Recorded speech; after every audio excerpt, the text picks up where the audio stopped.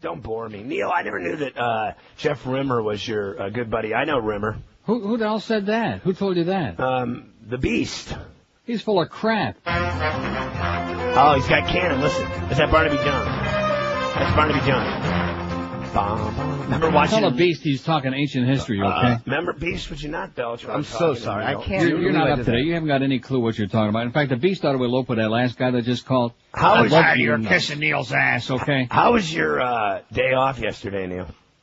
What do you mean by a day off? I mean, you don't work on Mondays, Wednesdays, and Fridays, and right. I'm not going to do it for you. I'm just showing up here today. It's complicated. The management here. It's just a guest appearance. The management here has confused me, so now all I do is just drive. No, you should have put a period in there. The management here is confused. Period. How's your banking going, Neil? First, you don't need to Walk get me started. All over you. They should only croak. I don't want to get too carried away. They should croak. Not just a normal, ordinary death, but a wicked, painful death. Yeah. They're the absolute worst. They're the Antichrist. They're evil. They left me a message for my checks that come in, and I only ordered them in May. They came in yesterday, like 6 months later. There's a story that somebody just faxed to us. I don't want to change the subject because I'll spend 4 hours on the bank today. Right. But about Florida Representative Katherine Harris dead in plane crash. Now, how come this story is not in the Sun Sentinel? It's not in the Herald. It's not even on Miss Fudge's website. This is from a website, tomflacco.com. Oh, yeah. That sounds like a really good, exciting writer. Here's this. You want to know why it's not in there? Because here's what they put in the newspapers today. Icing down comatose patients is endorsed. Do you know who Katherine Harris is? No. Was she raped by Kobe Bryant? She used to be hanging real tight with Jeb Bush. Now, it just so happens that Jeb Bush was here in Toronto the last 2 days. You following us? Yeah. And, according to this story, it says after there was this light plane that crashed. Did you hear anything about that story? Probably not. No. City Island in Toronto here yesterday morning. No. There was a small private plane out of Chicago that crashed because there was real heavy fog. Right. And so all day yesterday they were searching for the plane and for bodies and so on. Source said that Governor Jeb Bush was reportedly at the accident scene shortly after the crash. Reports and sources are as yet unable to confirm why the Florida Congresswoman, meaning Katherine Harris, and former Secretary of State during the Florida 2000 presidential election Chad controversy had flown from Chicago to Toronto. Wow, do you think they're getting it on or something? Oh, well, that was widely rumored. That was the story. That's great. I hope he's doing her repetitively. Well, but according to this story, she's dead. I don't think he's going to be doing her anymore. Well, I'm glad she's dead. I've never heard of her. Huh? I'm glad she's dead. I've never heard of her. We did hear of her, and if this turns out to be true, we're going to be a lot of us very pleased too. Not that we wish anybody any bad health, but in her case, we'll make an exception. Jeb Bush, I mean, it runs in the family like diarrhea. It goes from daddy to sons. I mean, I can't even. There's a big picture of Jeb Bush and Ernie Eves, who's the Ontario premier right-wing asshole. Two assholes smiling side by side, and Jeb Bush says Canada and the U.S. are so close they look alike. Wait till you hear this quote. This is our governor. He says, if I was blindfolded and landed in Toronto and didn't have to go through customs, I wouldn't know I was in a foreign country. Jesus. I've heard it all now. Is this a genius or what? It must run in the family. I'm going to go work out. I don't think anything of the Bush family or Jeb. Quit sucking my ass at 10 o'clock, will you? Who said anything about sucking your ass? That's what that caller said just at the end of your show there. The last thing I'm going to do Rogers' is ass. So, but you're not friends with Rim? Was. You were. Ooh. Ancient history. I don't like freeloaders, you know what I mean? I just don't like freeloaders. See, I know him from his my act days with in me, the his hockey act with league. me is old and stale and tired, and he's like excess. I'm still trying to figure out why Dennis Potvin has something to do with the Panthers. I mean, my God, isn't he supposed to be living on Long Island? He must have naked pictures. Oh, that is sweet. Yeah. Seriously, he must have naked pictures. Kevin Bacon. Kevin Bacon's going to be a pedophile in his new movie. Have you ever noticed that, as I like Kevin Bacon, but have you ever noticed that he always plays, like in JFK, he played the hustler? Yeah. He always plays some kind of really strange, weird... He plays creeps really well. Yeah, he's good. He just did the kidnapping one, Trapped or whatever. In fact, I'm going to make some bacon in a little while. There was some guy yesterday talking to George about Igby Goes Down. I did see that movie. Yeah. It wasn't that bad. By the way, George and Beaner Boy, a horrible movie they recommended. Don't ever see it unless you already watched it. Which one? A Beautiful Mind. I thought that movie blew. Oh, I watched 20 minutes of it. It was the most ponderous, boring crap, and I yanked that CD out faster, and you can say Mo's a douchebag. I mean, just crap. I wonder if Mo goes around talking to himself like that guy, thinking he's seeing things. He was, like, living out his fantasies in his head. You think so? I thought that movie was awful. What the Beast told me is that Mo wanders around talking to himself with his digit deep inside his ass. No, you know, what's the guy's name, the actor there that's so popular? Daryl Dingleberry. Yeah, he's got body odor. At the Oscars, everyone... Russell Crowe, nobody wants to go anywhere near him. Maybe that's Everyone said, because I guess the Australians don't use body deodorant, whatever, so they don't get cancer like all of us, but that he just reeks of just landfill stank. Oh, is that what causes cancer, is using all those deodorants and stuff? I hope so. Josh Friedman's never going to get cancer. Guarantee you. This man hasn't seen a bar of soap since before Jesus was a baby, okay, Josh Friedman? Oh, my God. I think that... He's afraid if he ever touched it, he might drop it. That's what I think. Do you think that they should have, airports should have douche rooms for people that reek before they go on? I think so. How would you like to be one of those inspectors and have somebody that stunk real bad coming through, taking their belt off and their pantaloons? Oh, God. And then when they make you take your shoes off, holy crap. Do you think, two things. Do you think, who's dumber? The Damon Stoudemire for putting his half ounce in foil and going through the metal detector, or Kobe Bryant? Do you think he actually raped that chick? I think Anita Bryant done it. Oh, I love Anita Bryant. What do you remember about Buddy Epson? And look at Barry. Who else? Everyone's dead now. Who's the deep voice guy that died over? Barry White died. Barry White, you're right. Barry White died. Buddy Epson died. Buddy Hackett died. Didn't talk about it though. And who else died? Katherine Harris. There's been more deaths in the last 2 weeks. And that congresswoman that was doing the governor. She loved to give head. How about the Rangers player, Lyshchenko? Oh, yeah. What happened to him? You didn't see that? I saw him on his picture on there. What happened to him? Roman Lyshchenko, 24, was found dead yesterday morning, and it was Sunday morning in his hotel room in Turkey. And first they said there was no cause of death reported, but this morning I read in the Toronto paper that he committed suicide. He hung himself with a belt. Oh, that is sweet. Yeah, because he played for the Rangers. Yeah, I hate the Rangers, and I love when guys hang themselves by their belt in a Turkish prison. Remember that movie, Midnight Express, with Billy walking around in circles? The story was true that he really was hung. That was a great movie, Midnight Run. He's doing one thing and I'm doing another thing. It's good. No, listen. Anybody turn your speaker up on the left side. Pharrell's doing one show on the left speaker, and I'm doing one on the right channel. Don't you remember Billy when he walked around in circles in Midnight Express and the prison guard? I'm just visiting here anyway today. What's going on? But don't you remember when the prison guard was doing him in the ass? What happened to your freaking Marlins yesterday, by the way? Their streak got snapped. Yeah, I'd rather talk about the prison guard doing him in the ass. I bet you would. See how he's trying to change the subject? Marlins should be sent to Turkish prisons. There are only 11.5 games out there on fire, man. Oh, by the way, George and Bean have horrific gas today. We had our favorite meal. Howie's is back in business, and we're all farting. I love that place. As a matter of fact, the reason Howie's reopened is because I told him I owed you breakfasts for a month, and they opened up and said, no problem, we'll take care of it. 30 days. Make that 29. They're sending me the bill in the mail. Hey, did you hear the promo that we ran? Did you want to hear it one more time? Sure. Here we go. Here it is. It only takes Reaper. He's busy doing his manifesto. It only takes him about 8 minutes. Here we go. This is it. His lightning manifesto? I guarantee you tonight they'll have 30,000 fans for fireworks night. How about you buy me breakfast for a month if I get it right? Okay, it's a deal. Hey, Neil, how do you like them apples? Last night the Marlins drew 30,600 plus, and I thought of Neil's rectum. Now listen, my 30 days. How about 30 days of... Four fried chickens and a Coke. And some dry white toast. That's what you're getting. You got your thumb on it. That's not bad. Have a good day, Neil. I'm Mark Morgan. Now here's Neil Rogers on 560 QAM.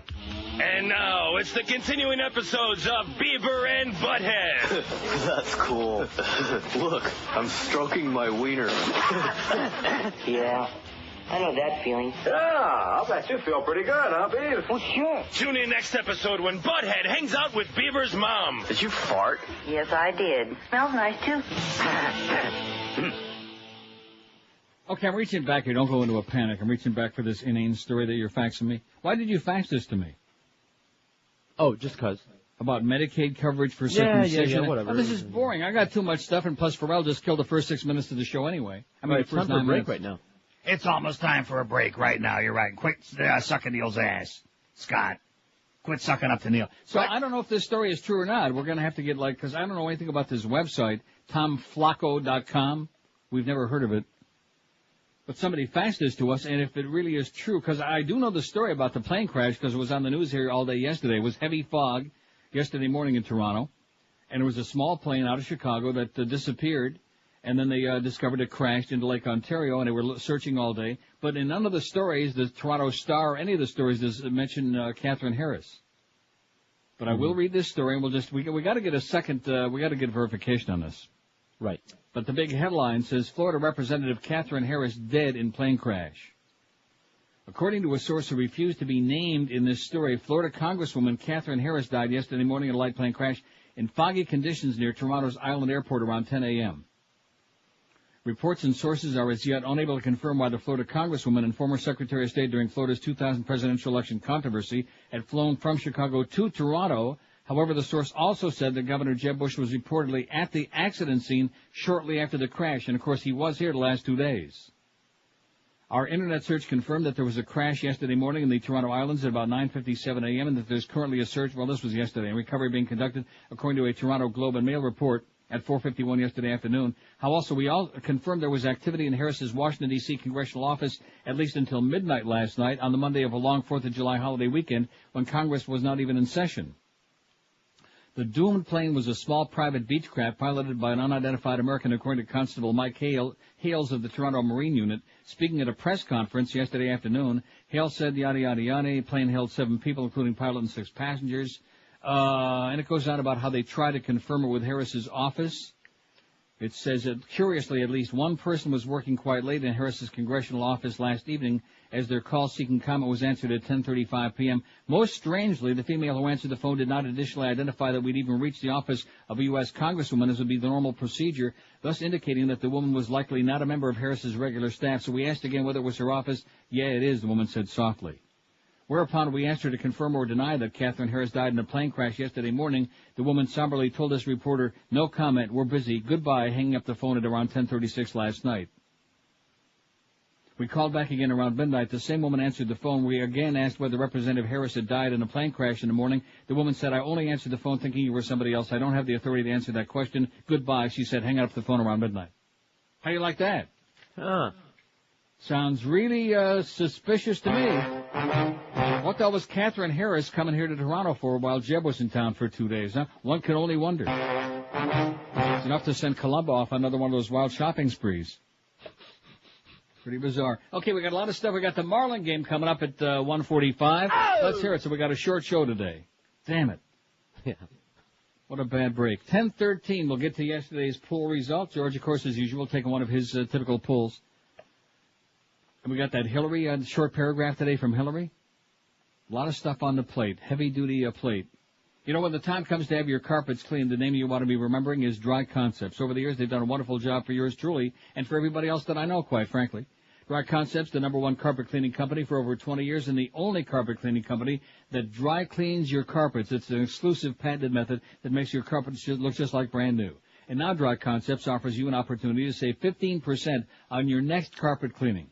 Just call Dry Concepts toll-free at 1-800-248-5071 and ask to be put on their standby list. Then Dry Concepts will call you the next time they've got an opening in their schedule. Just like when you fly standby, if you're available when they have an opening, they'll knock 15% off the price. Call Dry Concepts today, ask to be put on their standby list. They might even have an opening for you on the day that you call, and you'll get 15% off the regular price of the job. If you want your carpets looking just like brand new at a guaranteed, unbelievably low price, call Dry Concepts today and save even more. Call toll-free 1-800-248-5071. Live and local. This is 560. The radio's all yours. QAM. I'll take your children. I'll sell them to some Haitians.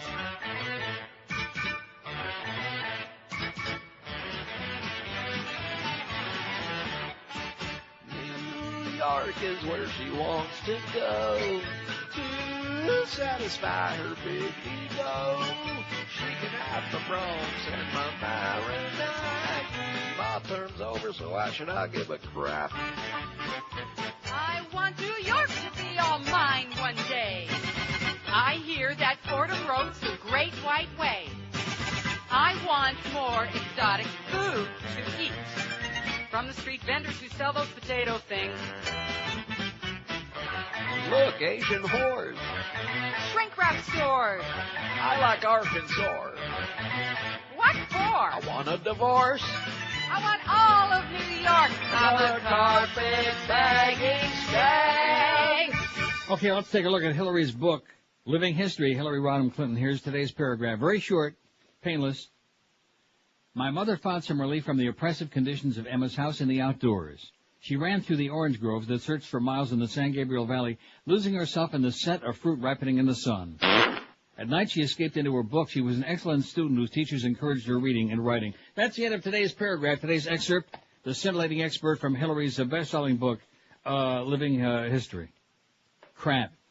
Speaking of books, I got from my good close personal friends at Amazon.com yesterday. Nice delivery. They sure are great. Yep. Let me just say this right now, okay, because people are always accusing me of being negative and ripping this one.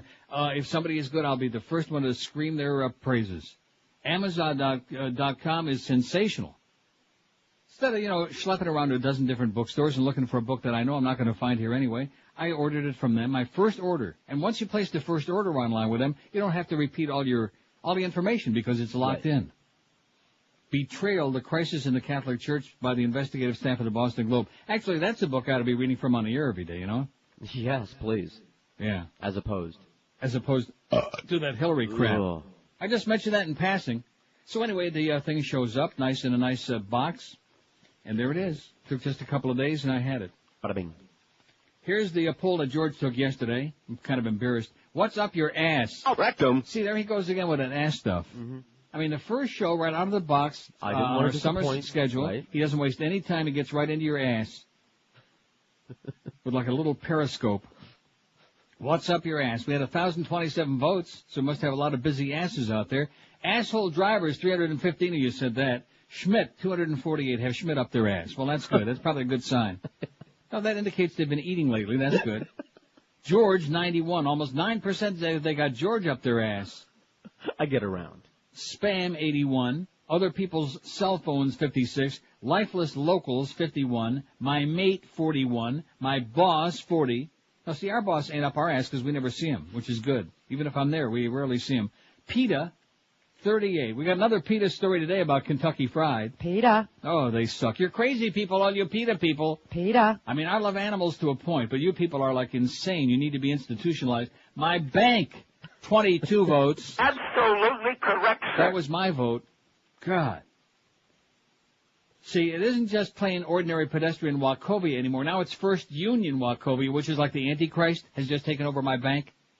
Since I've done my banking, well, let's see, a butt plug 22, Beaner Boy 11, my phone company 10. That was the end of George's poll, the result. I don't want to dwell on it for more than another 2-3 hours about the bank sucks win. What's your IQ got to be to work in a bank? About 30, man. Seriously. I mean, how stupid is it possible to be? And it started out, it was Family Bank. By the way, my best regards to my close personal friend, Matt Korshoff. I miss you, Matt.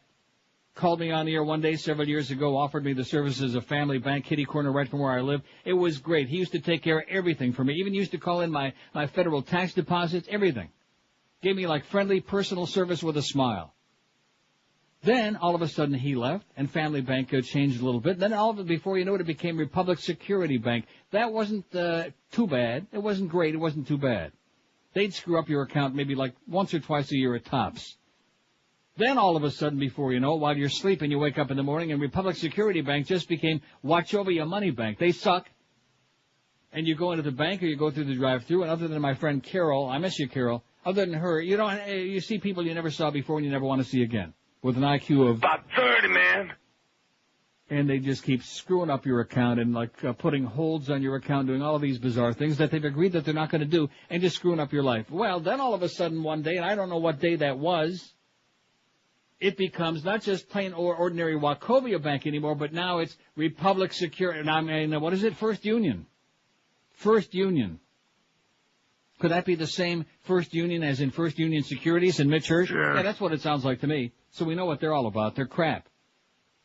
And my 9-digit account I say I got 2 accounts in the same bank. You used to have 9 digits in your account number. Now it's 15. They tell me yesterday on the phone during my 3 hours that I spent on the phone unscrewing up my account.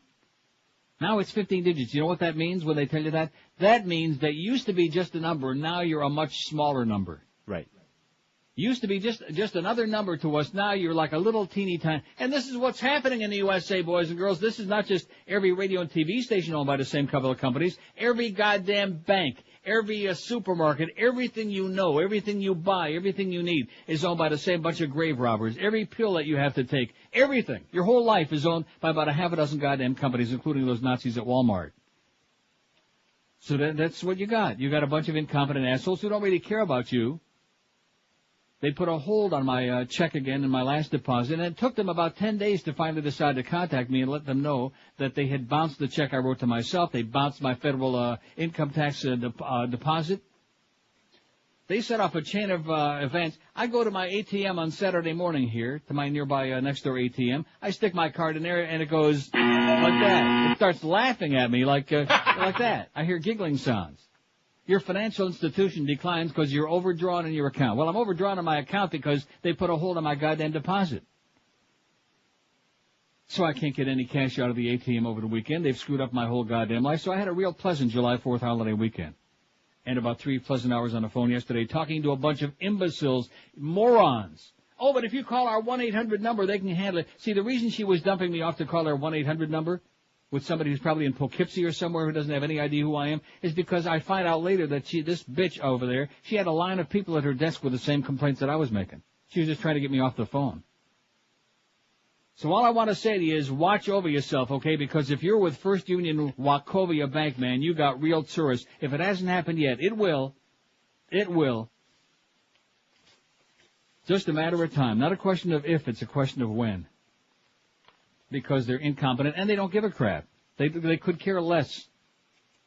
Do we have any confirmation on the Katherine Harris story? No. Not yet. Because I checked the Miss Fudge report. It's not on there. We have no cable here currently, so... Oh, jeez. Well, I better get on CNN right now. Isn't that a pretty sad commentary? 10 years begins an amazing recovery. Find out when he said the first time he was able to speak. Okay, good. We'll wait with bated breath. The twins died, by the way, in case you missed that overnight. Those Siamese twins, they died. That's my fault. Yeah, because George said, see, you don't want to be like Pharrell now. He goes way over with that crap. I hope they all die, you know, like this hockey player, he dies. That's great, you know. Come on. I wasn't hoping that they would die. I was yes, hoping you they'd were. get off my TV Yes, you were. screen. They were Iranians. You hate the Iranians. You always have. I never met one. You put a hex on those 2 young women. I confess. This is the story that pissed me off so bad that I just want to spit blood. Almost enough to make me want to come on the air on the day that I'm not working. Almost, you notice I said. This Fort Lauderdale child molester and suicide case gets 10 years probation. Suspended a sentence, basically, is what it boils down to. They laughed at me. A 35-year-old man was sentenced to 10 years of probation yesterday after admitting he molested a boy at least twice about 15 years ago. The victim was not in court yesterday, however. Chris Heyman shot himself to death April 28th, just days after learning his abuser would likely never go to prison. He was 27. He's dead. And this guy gets 10 years probation. Heyman said he was molested over a 2-month period when he was a child by a man he called Uncle Freddie, later identified as Frederick Irizarry. The attacks occurred at Irizarry's Coconut Creek home while the victim was in Irizarry's care. When police contacted Irizarry, he quickly confessed, according to police and court records. Criminal charges were filed. Irizarry was looking at life in prison for raping the boy. Irizarry was about 20 at the time of the crime. There was a problem, however. The defense raised a question about whether Heyman was 11 or 12 when he was abused. Heyman's age at the time was crucial. If he was 11, there's no statute of limitations for prosecuting the abuser, but if he was 12, the time limit already had run out. With Heyman's death just weeks past, Irizarry on Monday pleaded guilty to 2 counts of attempted sexual battery of a child 12 years or older. In addition to a decade of probation, Irizarry has to register as a sexual offender, have no contact with any child under 18, take and pass 2 polygraph tests a year, and give officials a DNA sample so it can be entered in the database. But no jail time, 10 years probation because of a technicality. Because the kid wasn't 11, he was 12, and now he's dead. Isn't that enough to make your blood boil? I just want to puke. 10:27 at 5:60. Happy Tuesday to you. We got the Marlins on Drek at 1:45. Marlins at the Cubs at Wrigley Field 2:20 this afternoon. The big after the ball game, Eddie K at 10 and Joe and Mark overnight. Everybody's on vacation. Everybody's out of town. It's just, we're just patching it together. I just showed up today because I'm a nice guy. Hey, it's a Neil Rogers Summer Savings Event presented by Tom Lehman and Joe Prieto at Hallett Pontiac GMC. Two more really nice guys. Here's Neil Deal number 1 waiting for you right now. Get yourself 0% financing for 60 months on every 2003 Pontiac or GMC in stock. Neil Deal number 2. Get up to a $4,000 rebate on every 2003 GMC and Pontiac in stock. All you current and former military personnel, get yourself an additional $750 rebate from your friends at Hallett right now.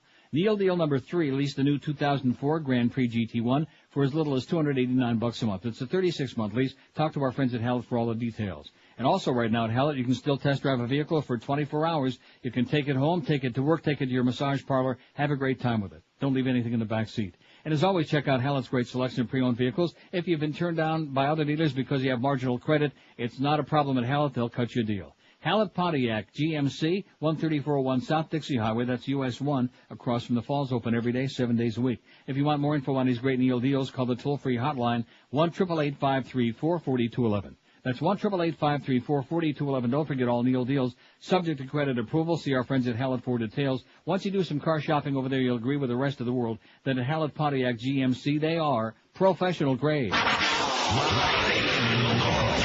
We're Sports Radio 560 QAM. All the crap you can unwrap, all the slime, all the time. Today on Beverly Hillbillies 90210, Mr. Drysdale buys Miss Hathaway a vibrator. How do you like it, Miss Hathaway? Well, it's interesting. This is beautiful. That's tonight on Beverly Hillbillies 90210.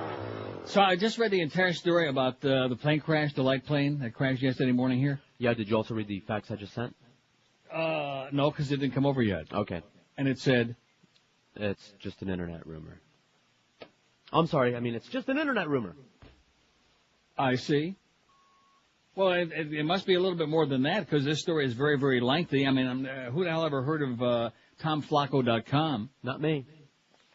But it doesn't mention anything about the name. It just mentions the name of the pilot in this story in the Globe and Mail. It doesn't say anything about who the passengers were. So, certainly is possible. And, of course, if it turns out that it was her and she was on her way to Toronto and Jeb Bush was here for 2 days, that would sure be interesting, wouldn't it? Here's a call from Fort Lauderdale. Hello. Hey, Neil. Yes, sir.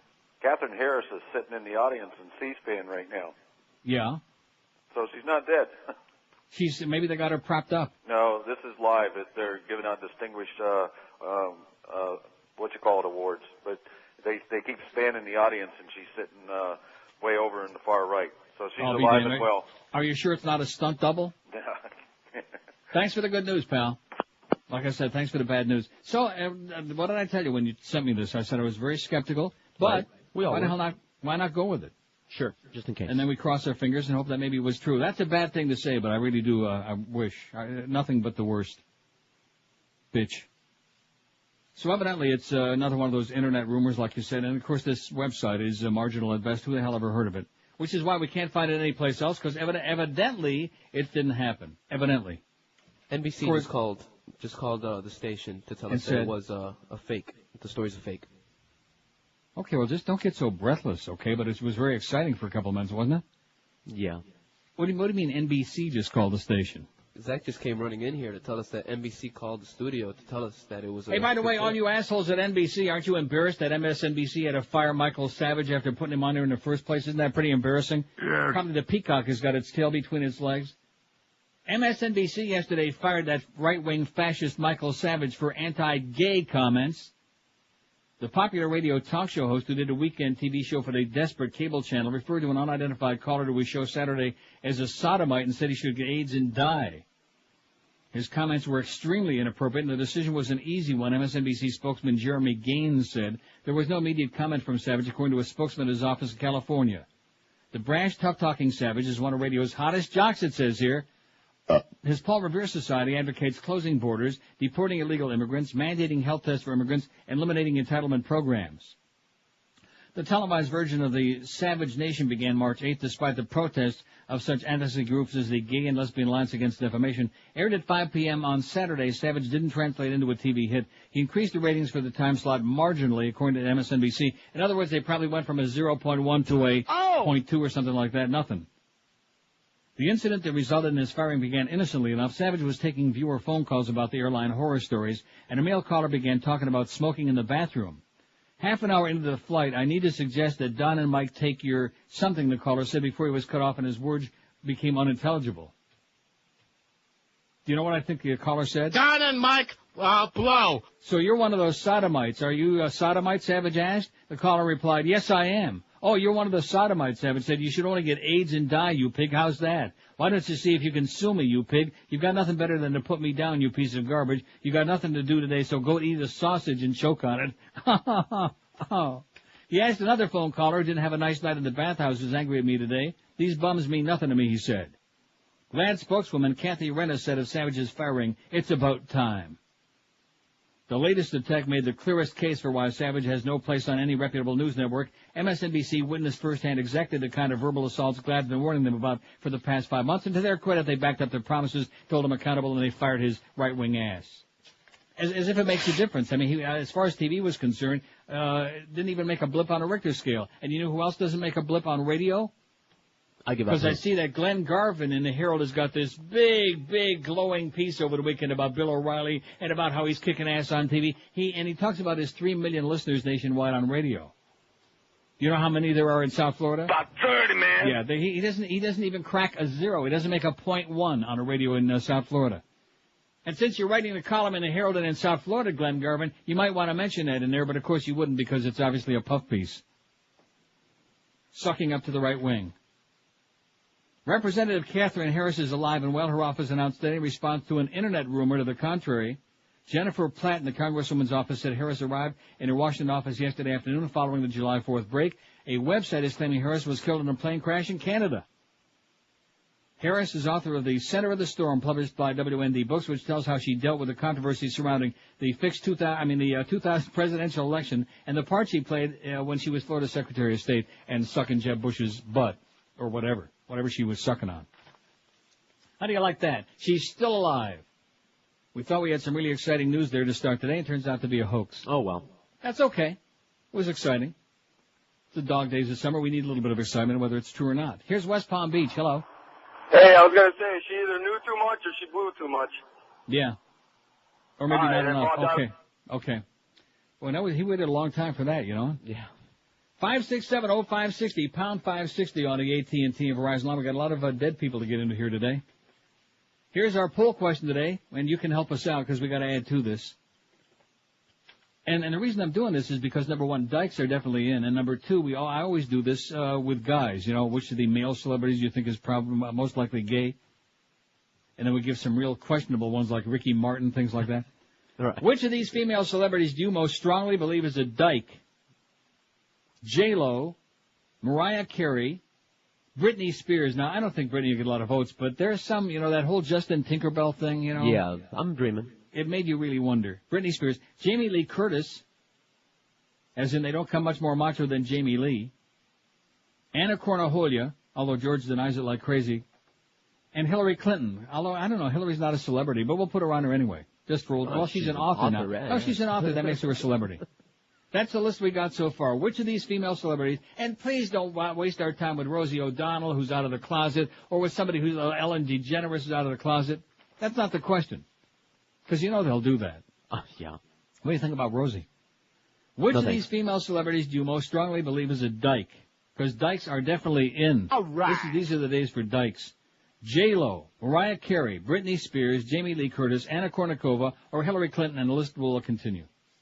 So you didn't realize that Buddy Epson croaked? No, I had not.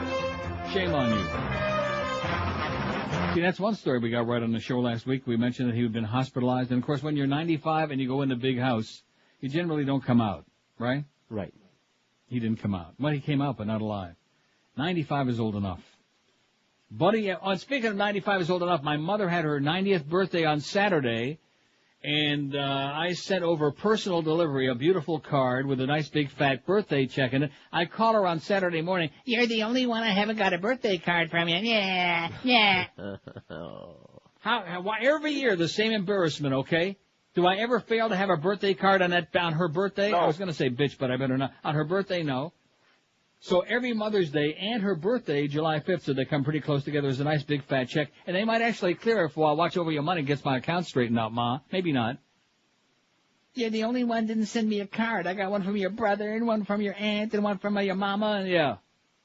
So anyway, Buddy Epson was 95. That's old enough. And when you come right down to it, Ma, Buddy Epson, the loose-limbed dancer turned Hollywood actor, which he'd stardom and riches in the TV series The Beverly Hillbillies and Barnaby Jones, has died. He was 95. Died yesterday, and George missed it. You missed it? Yeah, sorry. He died Sunday morning at Torrance Memorial Medical Center in Torrance, California, said Pam Hope, no relation to Bob. Administrative nursing supervisor had been admitted to the hospital near his home in Palos Verdes Estates last month for treatment of an undisclosed illness.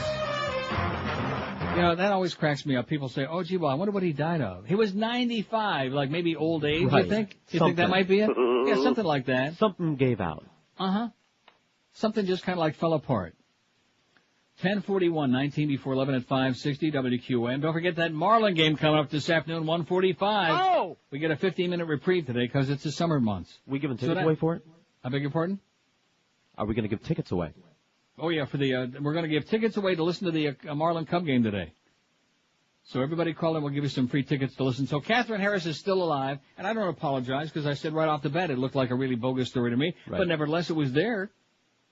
And it created a little bit of, the fact that NBC called the station to inform us that it was a bogus story, that was outstanding.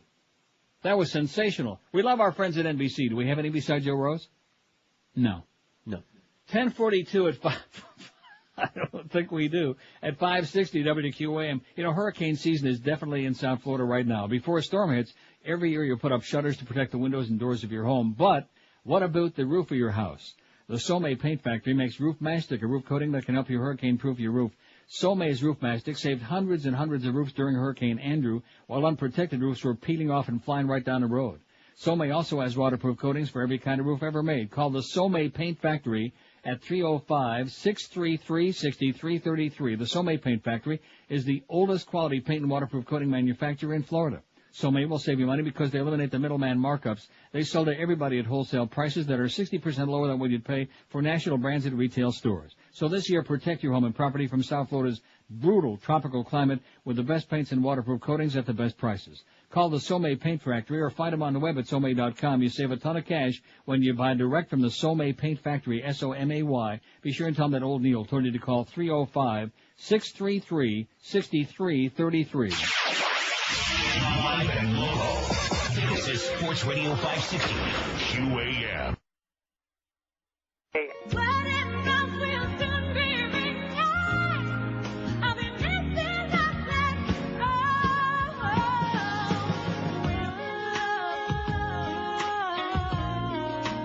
Baby, don't do it.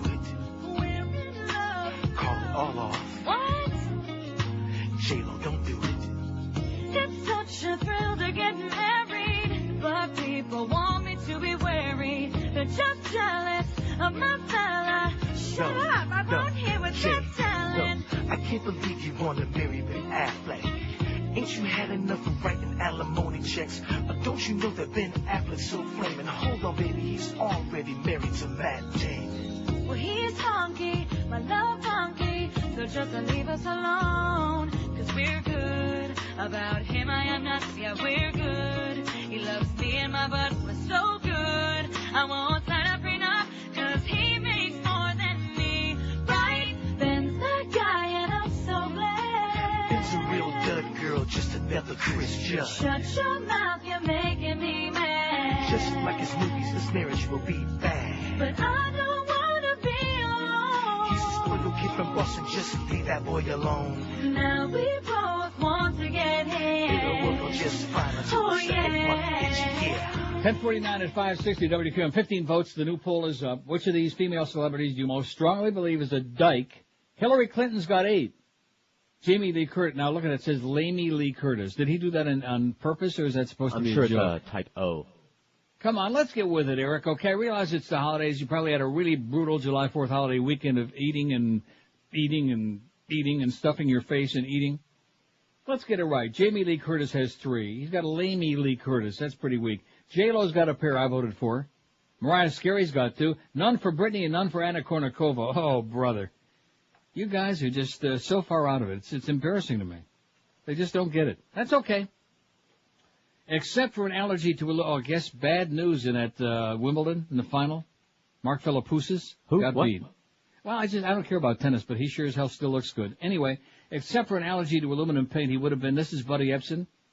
This is an amazing story that you never knew. He would have been one of the Yellow Brick Road Quartet in the classic Wizard of Oz. After 10 days of filming, Epson playing the Tin Man fell ill because of the aluminum makeup on his skin and was replaced by Jack Haley. How do you like that? I knew that. You did know that? Yes, I did. Yeah, but you didn't know he died. No, I didn't. From what, the silver paint?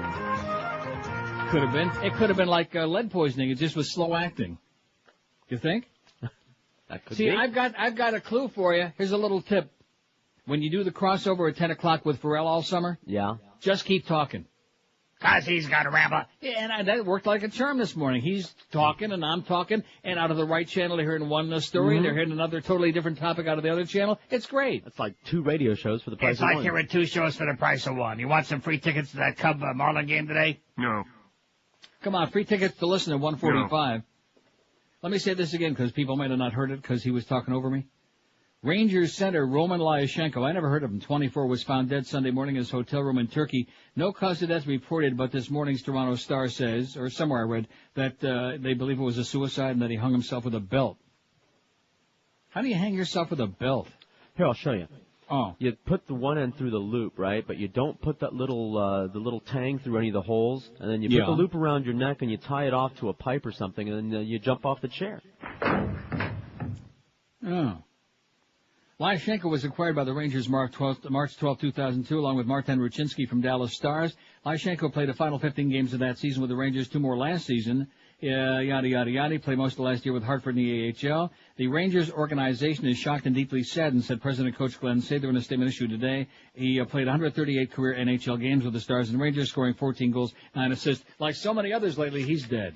A lot of people dying these days, including lots of Americans in Iraq. I just mentioned that in passing. Every day. Every single day there's kids dying. Good movie. The Bourne Identity with Matt Damon. Speaking of Ben Affleck, Matt Damon was great in The Bourne Identity. You haven't seen it yet? No, not yet, but I will. How about Bonehead Boy? I saw it. And? I thought it was good. I missed, like, the really first part of it, so I was confused almost to the end, but it was still a good movie. I got news for you. You're still confused.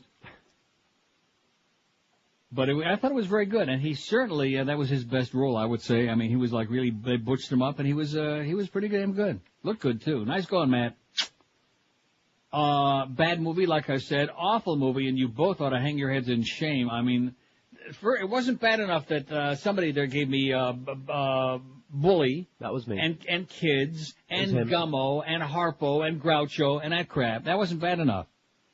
But then, A Beautiful Mind. Oh, my God. What is it that you could possibly like about that movie? Well, you didn't see it, so. I saw the first 20 minutes. Listen, God. I would be in a coma right now if I would continue trying to watch that. Okay. I mean, you talk about slow. Yeah, well. It was like my life was on 78 RPM, and it was like on 33 and a turd. Yeah, whatever. Slow. Didn't go anywhere. Well, it did.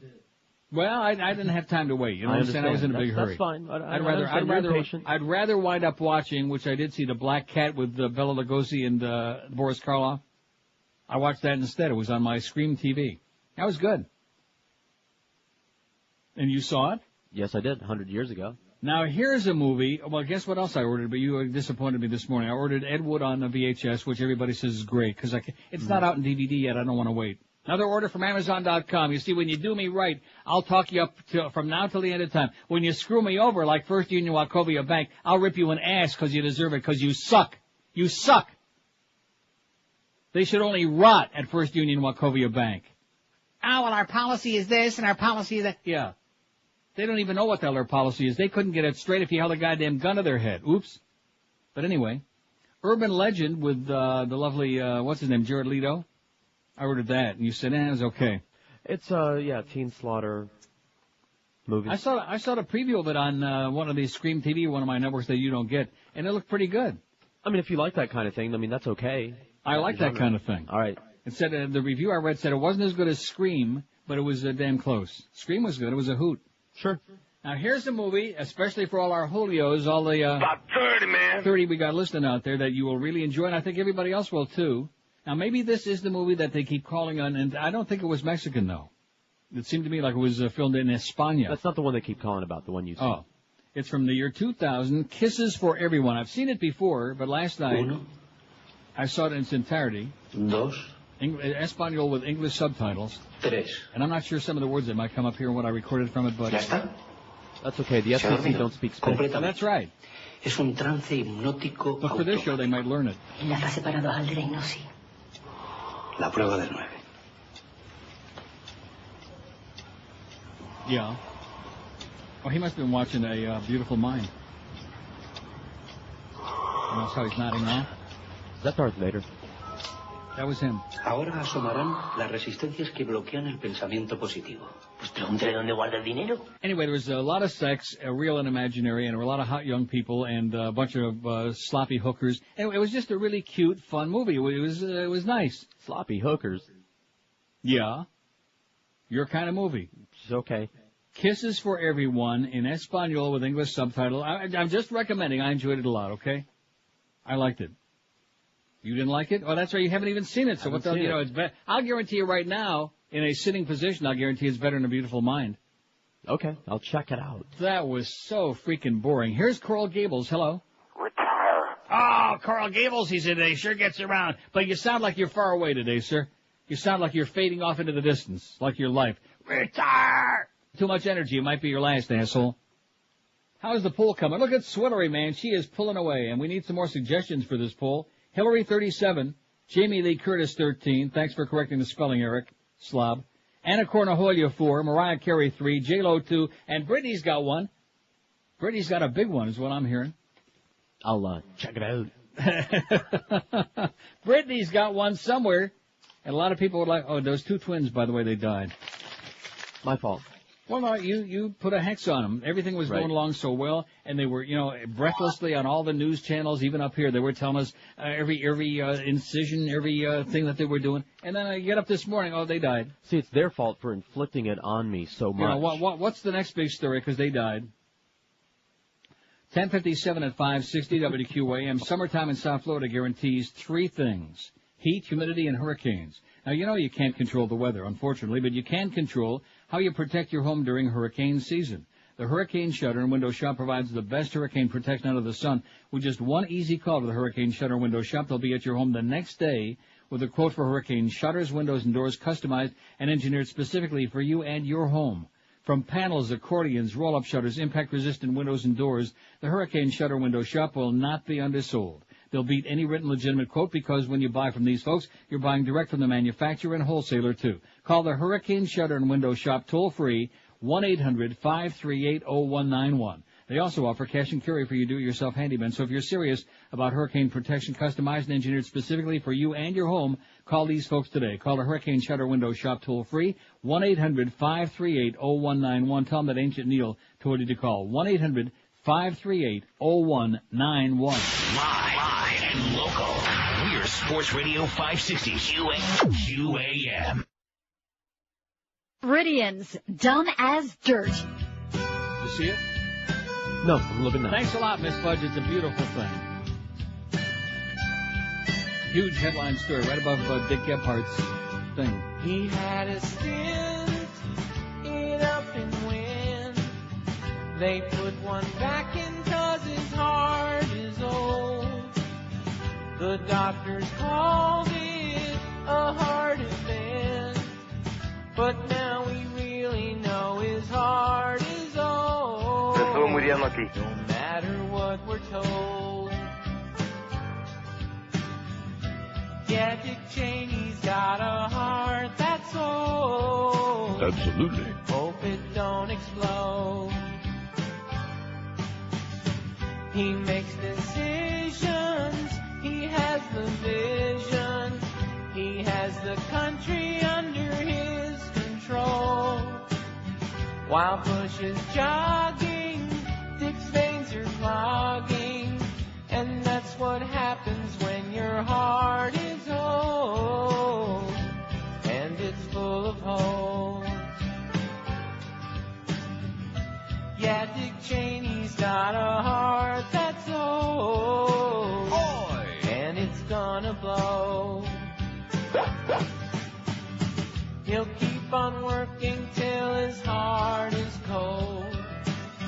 He'll keep pretending that his heart ain't old, but it's really old. Oh! Well, we made the big time. We made the Fudge report. Good morning to Miss Fudge out there. I know you're listening on the beach. She loves me. She's obsessed with me in this program. You do realize that, don't you? Yes, I knew this. Anyway, here right above the headline, I mean the big story, Miami's top-rated local talk host Neil Rogers, WQAM 560 AM, spelled correctly. Thanks, Miss Fudge. Fueled an online lampoon Tuesday. I better put my glasses on so I can read it, okay? Okay. Well, it's, a couple inches away. Right. Tuesday, that Congresswoman Katherine Harris died in a plane crash yesterday while in a clandestine rendezvous with Florida Governor Jeb Bush in Canada. Katherine Harris is dead, reported Miami legend Rogers. I've got the news story right here. It's on the Internet. A plane crash. Representative Harris, who rose to national attention during Florida's 2000 election recount, appeared live on a House floor in Washington as Rogers was detailing her apparent death from a posting found online. How do you like that, Pitch? She gets around, you know what? My God, she's all over the goddamn place. Nice going, Miss Fudge. Thank you. And, let me just say this to you. If Fox News can go to court to get a ruling that says, oh, you can just make stuff up and put it on the air, it doesn't have to be true, then we can do it too, okay? Even though we were conned in by somebody who sent us the facts, that's okay. We were skeptical enough, don't you think? Yeah. We said as much. Not that he would say that. We were doubting Thomas's and Neil's and George's and Beaner Boys's. But nevertheless, it made for some excitement, got us on the goddamn Fudge report in the middle of the summertime, in the middle of the dog days of summer. So whoever sent us that original fax, thank you very much for the misinformation. Here's a fax. It says, I love this fax. It's short and right to the point. It said, Barnaby Jones had one of the best theme songs, but the show itself was boring. When I was a kid, I would just watch the opening credits and then change the channel. Good thinking. Yeah, me too. I love that man. When we did those shows on TV things, and I kept trying to peddle this and convince you people this was the best, and it is. It's the best. Oh! That is the best. Am I right? Absolutely. I like it. I like it a lot. Not asking you. Oh. I was asking our buddy. Absolutely. He'll be back Thursday morning, by the way, those of you who've missed the Mo Man. The Mo Meister. Let's see, how about Neve Campbell for your poll? It seems that every movie role I see her in, she's sucking face with some other chick. Maybe she keeps picking those roles for a reason, just like maybe Mo keeps picking his butt for a reason. Never. Honorable mention, Cameron Diaz, just a hunch. Or even the two together, I'd go see that movie, it says. I don't think either one of them is a dyke. Do you? No. Okay. Well, I mean, we could put it on there, but I don't think so, because we got a whole bunch of other good ones. Jodie Foster, how can we leave Jodie off of there? Because she's, not out. She's not out. She's not out. All right. Just because you have very heavy suspicion. Huh? Okay. She's not out. Okay, I know she's not out. Now, Betty White, Betty White, I believe, but nobody knows who Betty White is anymore, okay? Only us old farts. So that would be a good one, but I'm not putting it on there, right? Elizabeth Taylor is ridiculous. How many times has she been married? About 30, man. Come on. This week. Elizabeth Taylor, just because of her fondness for Michael Jackson, she's a fag hag, okay? That doesn't make her a dyke. In fact, most fag hags that I've encountered in my life are not dykes, amazingly enough. I don't know, maybe they're just afraid of a penis. I don't know what their deal is. I don't know, ask somebody. Jodie Foster, will you stop picking on my friends? Jodie Foster is going to go on the list. You got now? Who's keeping track of this? We all are. She's on there. We all are?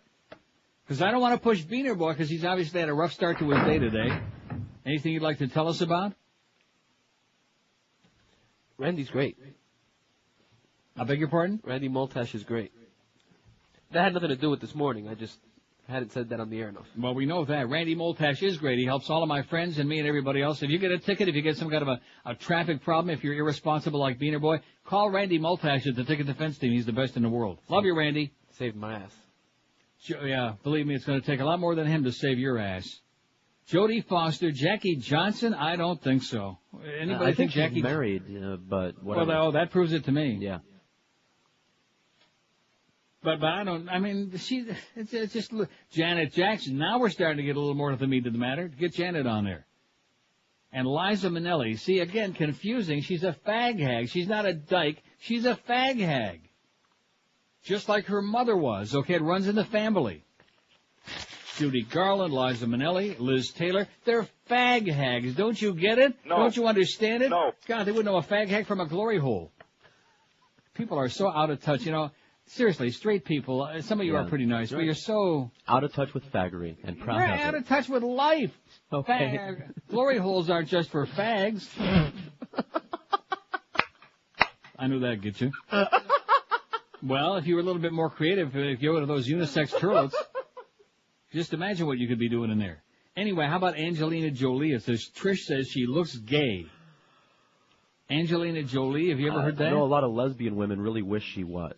Yeah. She's very popular with Well, no, we're not asking who would you like to be gay. That's not the poll question today. Who do you think is most probable, okay? Not fantasy, not who would you like to take a tumble with, but... Huh?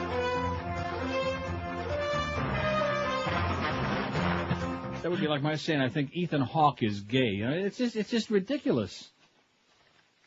You know what I'm talking about? Wishful thinking. Urban legend. So you didn't like that, huh? I'm disappointed. No, I like the fun. I like those movies like Scream and everything. I just didn't know that. I like Jared Leto a lot. And at least in this movie, he had both arms all the way through, I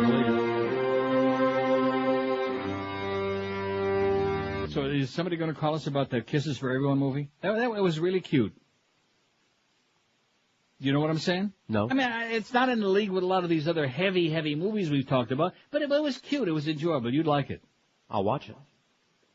And by the way, we heard the rumor. Little birdie told me, speaking of that Miguel was in there on Friday, saying at the end of the show, or yesterday was it? Yeah. Saying he didn't like Requiem for a Dream. I guess you didn't read the company memo that we don't allow more than 2 spics on the air at the same time. Just keep that in mind, more okay? than 2, I see. Here's Pembroke Park. Hello. Hello? See, Miguel didn't like that movie because there was nothing about Castro in it. Yes, sir. Sigourney Weaver. Is it Dyke? Of course. How about Charlie Weaver? Isn't that the guy that played McCloud? Yeah.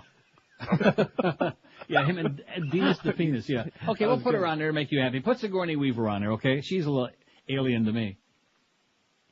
5670560. We can build a nice list here. How's it going so far? Oh, Hillary. Yeah. And look at the number on there. Hillary's got 69 votes. I wonder if there's a message there. And don't be making cracks about, Janet Reno and Sister Jean and stuff like that. Hillary Clinton, 69. Jamie Lee Curtis, 25. Anna Cornaholia, 8. See, I told you. I bet you one of those was Pavel Buri voting on our poll. I only wish. Isn't there 2 N's in Anna? Mariah Carey, what difference does that make? We'll just take up more space. She's got a long last name. Don't be picking on poor Eric, okay? He's under such incredible stress now. Because he knows that sooner or later Beaner Boy's going to screw up and he's going to have to do all this stuff on our website. We got a whole bunch of great bedtime stories on our website today, including Katherine Harris croaked. I heard Matt Drudge was flying the plane. I heard Miss Fudge was flying. Not with a plane.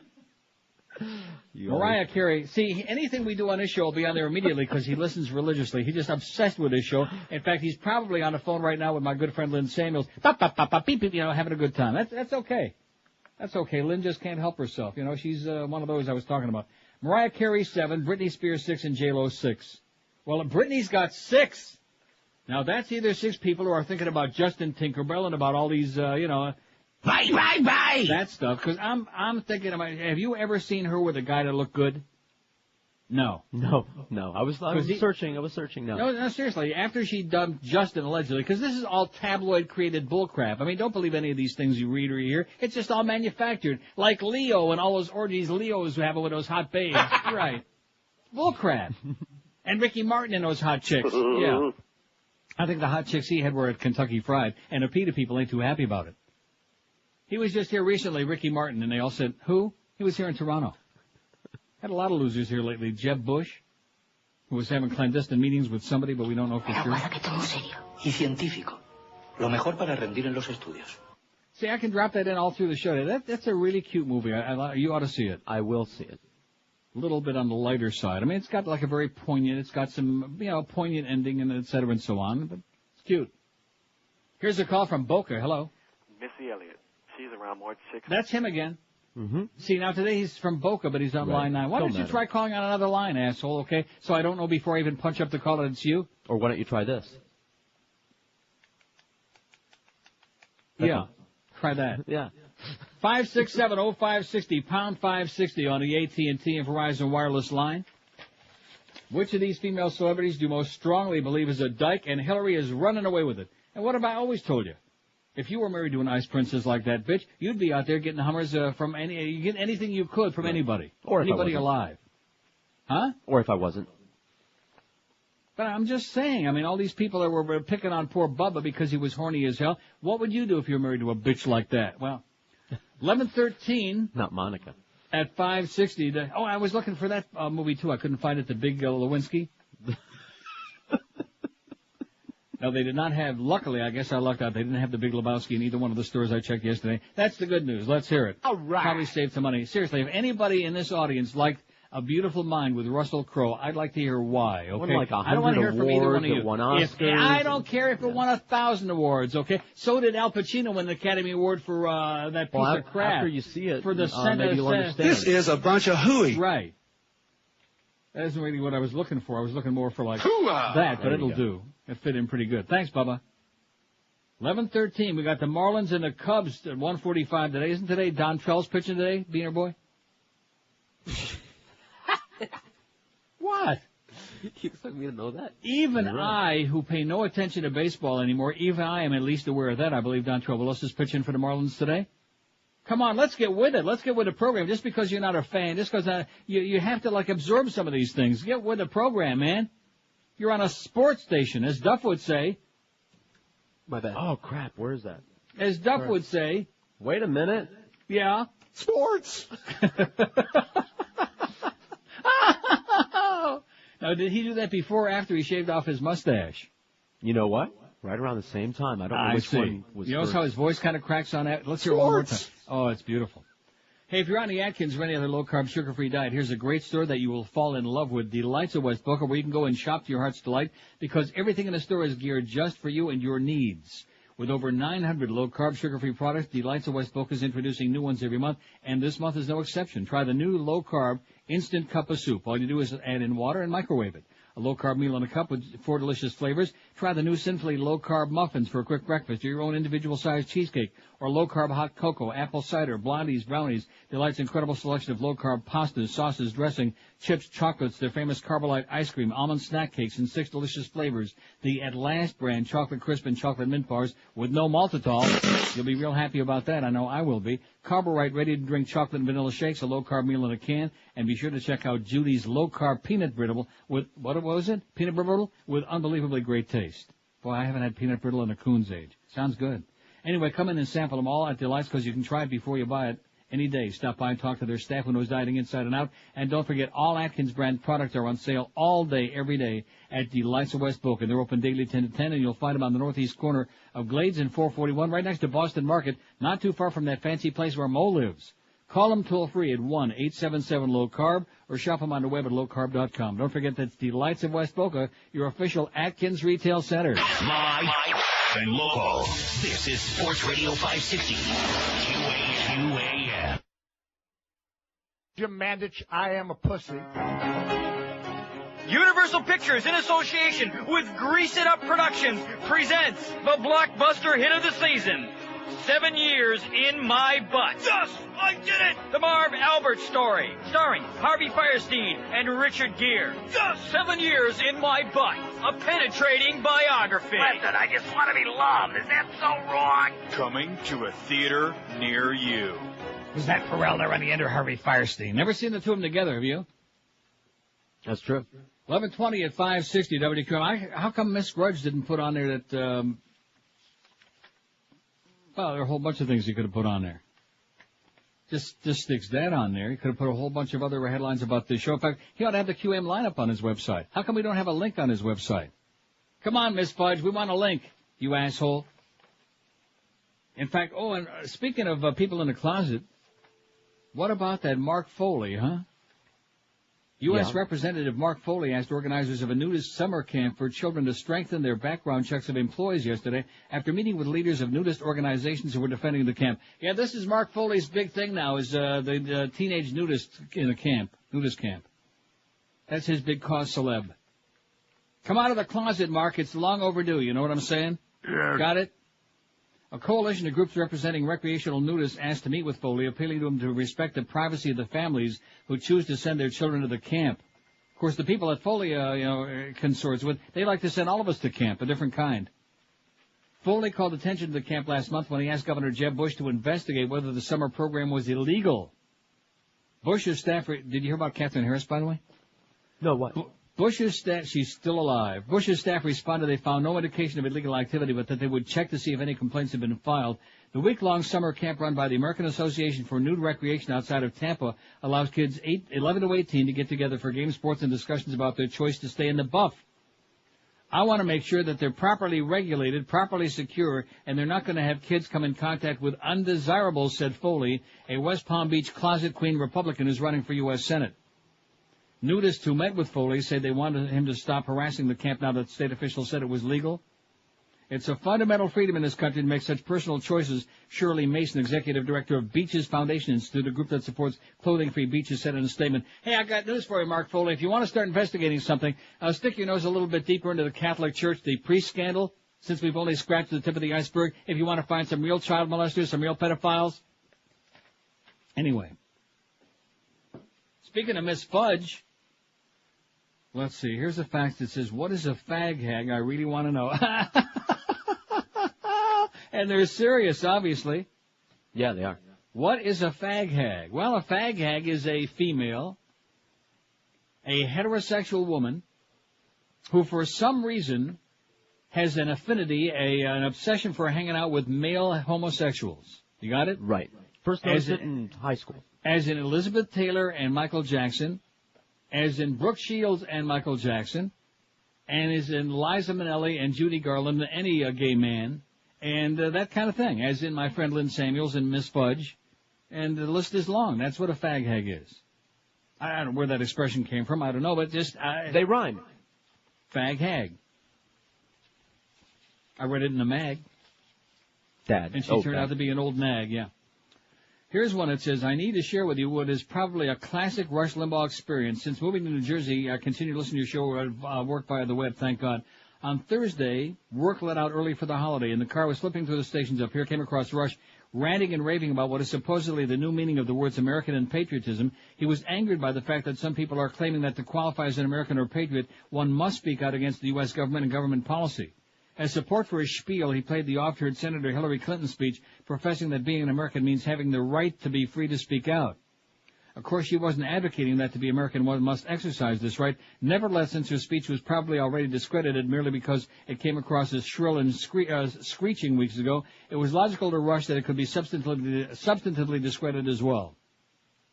As his show is an opinion-based, it's his right and his listeners' right to disagree with her views. However, he totally misinterpreted what she said, and once he says it becomes gospel on his show and blindly followed by his listeners, right? As Rush spoke, I found myself sitting in my car shouting, no, no at the radio, knowing that his followers were not going to get it. If his listeners understood his show to be satiric comedy, I'd breathe easier. Keep up the good work, etc. and so on. Thank you very much in Jersey, okay? Why are you listening to that crap, all right? I've had that accident, punching a button on the dial, there's Rush, and I immediately punch another button. I don't hang around. Caught it on the first bounce? Yeah, that's right.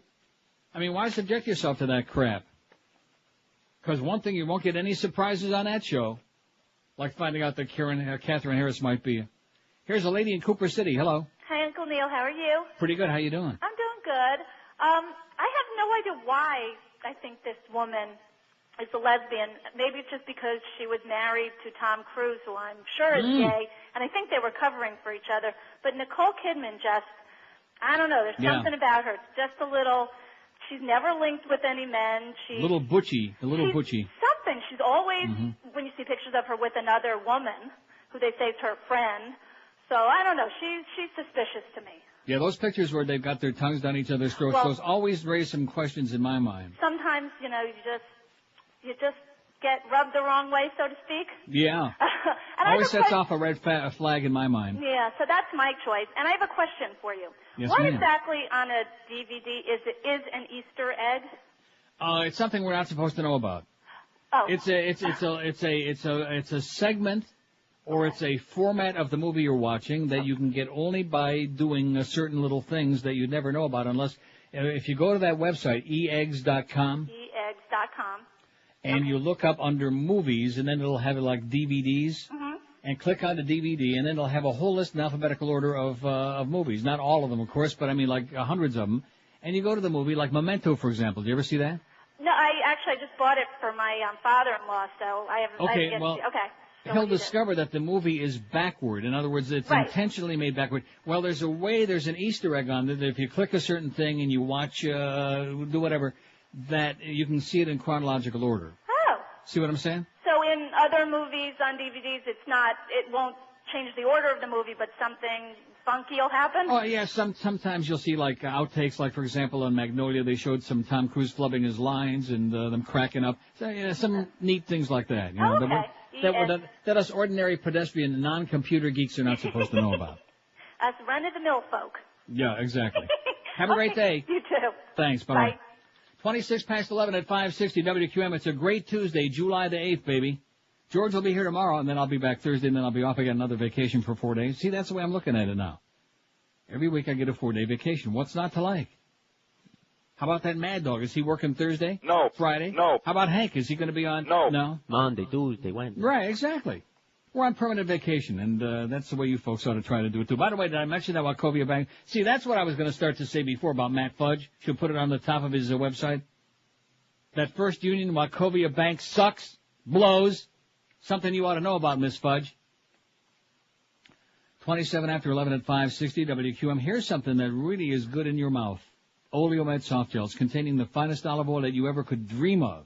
Not just your ordinary olive oil out of a bottle, but super concentrated olive oil loaded with all kinds of good things for you. Oleomed in your mouth every day can help reduce the risk of all sorts of nasty things like heart disease and high cholesterol. In fact, I bet you if Buddy Epson was taking Oleomed, he'd probably still be alive today. You know what? Plus, there are 14 different Oleomed formulas you can choose from, each one combining pharmaceutical-grade olive oil with vitamins, minerals, herbals to support specific parts of your health. From your bones to your blood pressure to your immune system, all you have to do is pick out the formulas that are right for you and what you're trying to improve. Now there are 3 new Oleomed formulas, one to help you sleep, one to help you control that disgusting, unhealthy weight, and CellQ10 for your heart. Pick up some Oleomed today while you're shopping at Publix, Eckerd's, Walgreens, Whole Food Markets, Navarro, Sedano's, or order it online if you like at oleomedamerica.com. If you want more info on their stupendous products, you can call them toll-free, 1-866-OLEOMED. That's 1-866-653-6633. Pick up some Oleomed today and pop it in your puss for better health. Live and local. This is Sports Radio 560. QAM. Take off those checkered pants. Look at the way Jody is zooming up the list. What a shock. Mr. Lecter, save me a piece. I'm disappointed you passed on Clarice. Still eating people right after you kill them. Not even leaving behind a tiny crumb. Lecter, finger licking. He claims that people taste just like chicken. If you see Hannibal on the streets, better honor you a dead meat.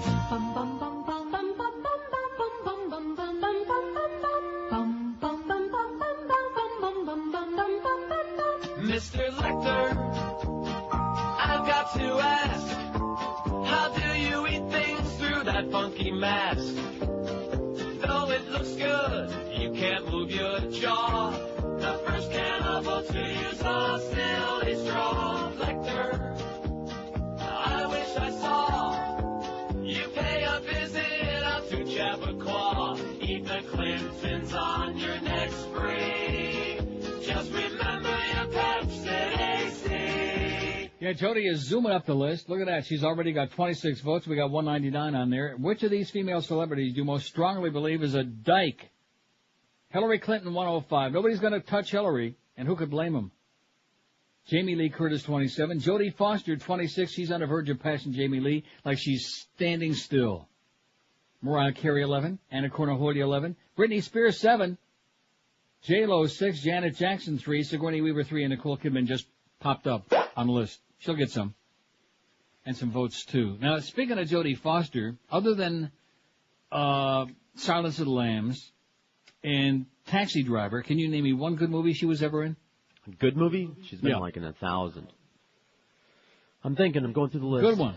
Not name me one movie she was in, but name me a good one. Those two were great. Right. But what's her big claim to fame other than that? She's always been there. Yeah. That's it. Is That's that her claim it? to fame, yeah. She's no Buddy Epson.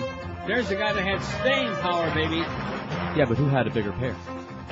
He did. Oh, and speaking of that, Miguel on Passions is starting to get like breasts, certainly bigger than Charities. I just mentioned that for my Passions people out there. Miguel's got a big pair. The only problem is they're his breasts. What's that all about?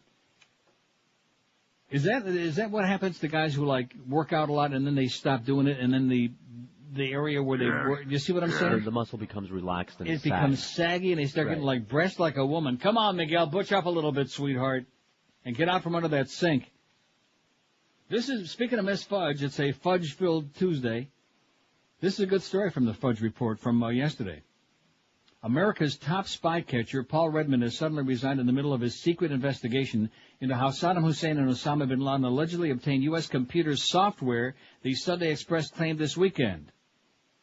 The software is said to enable the two most wanted men in the world to avoid capture because it can pinpoint every move in the global manhunt. Redmond's departure last week was accepted without discussion by President Bush, the man who had brought the spy catcher out of retirement to conduct the investigation. Are you ready for that? Yeah, I'm soaking it. Hours after Redmond had cleared his desk, Bush ordered a GBP $25 million bounty on Saddam's head. He wants Saddam dead or alive, and the same goes for bin Laden. Already Bush has agreed to either man foregoing a trial and being shot after interrogation. The official reason given for Redmond's abrupt departure was health reasons, but stunned colleagues in the Homeland Security Department in Washington, where Redmond had his office, insist the former associate director of the CIA was in perfect health. His departure has led to intense speculation that he may have begun to uncover embarrassing details of how the software came into the hands of Saddam and bin Laden. Let me read that first sentence again. America's top spy catcher, Paul Redmond, has suddenly resigned in the middle of his secret investigation into how Saddam and Osama allegedly obtained U.S. computer software, which is said to enable the two most wanted men in the world to avoid capture because it can pinpoint every move in the global manhunt. It's kind of like a scene from Bourne Identity, where they were like pinpointing. I mean, it's a pretty neat movie. I think you'd enjoy it. It's on the list. Where they can watch every street in the world. They can bring it up on a computer and they can see who's on the street and they can zero in and they can zoom in your turlet and in your into your rectum. I mean, it's amazing. Pretty damn good stuff. And of course, probably that's the way of the wind anyway. It's probably coming, if you ask me. Uh-huh. In fact, I would have sworn I saw Jeb Bush on my balcony about a half an hour ago bitching me out about that Katherine Harris story. Too bad, Jeb. Too bad it's not true. Wouldn't that have been a scandal, huh? Oh, yeah. Wouldn't that have been something? So whoever created that phony story on the internet, nice job, because he put all the pieces together very nicely. What? Do you hear what I'm hearing? What are you hearing? Oh, maybe that's outside. I don't know. Maybe they're like drilling or whirling. I hear like something, because everything is so nice and quiet, you know? Beautiful day here, by the way. It's 80. It's going to be 80. It's going to be more than that. But it's beautiful, sunny, not a cloud in the sky. I just mentioned that in passing. How's the weather in South Florida, Beano boy? Actually, this is the first day in like 20 that it hasn't rained. All right. Yeah, it's not even noon yet, okay? Right. It's not even noon. It's not time yet for those big cumulus clouds to start forming over the Everglades and then sweeping across the state. Here's a call from, this is amazing, isn't it? It's not even noon yet. We've already got our second lady of the day in Boynton Beach. Hello. Hi there. How are you? Good, Uncle God. How are you? Pretty good. Good. Got a couple for you, but these might be obvious, except to people who don't even know what a fag hag is. So. Oh yeah, that's true. They're so how slow. How could you miss that? Even if you didn't know the name, right? Why do you have to explain that? Anyway, Helen Hunt, of course, right? You knew Helen that? Hunt? Sure. Absolutely. And okay. Her She's like a midget. Her ex-beard, Hank Azaria. Linda Evans and Yank and Yanni, right? Linda Evans is a dyke? Yeah, absolutely. Come on. Absolutely. I'll Inside info. Okay. How about, inside? you ever hear of Plan It Out or get those on your from their website? Get No. those news things? Okay. No. Well, my dyke sister forwards them to me. Mike Tyson hates his mom. Mom left him, hates women. Mike Tyson is a dyke? Lists little. He Yeah. might be. And Janet Jackson might be a fag. I don't know. Have you ever seen Janet and Michael together? Well, how come we haven't put Janet Jackson on the list here yet? Have we? Oh, yeah, she's got 5 votes already, Janet. Excuse me. Right. She's on there, yeah. But she might be Michael. I don't know. We can't say men. We can't. No, we've already done that a million times. But you can say All it right. if you want to, but we've done that, been there and done that. All right. Well, Anybody we might not suspect?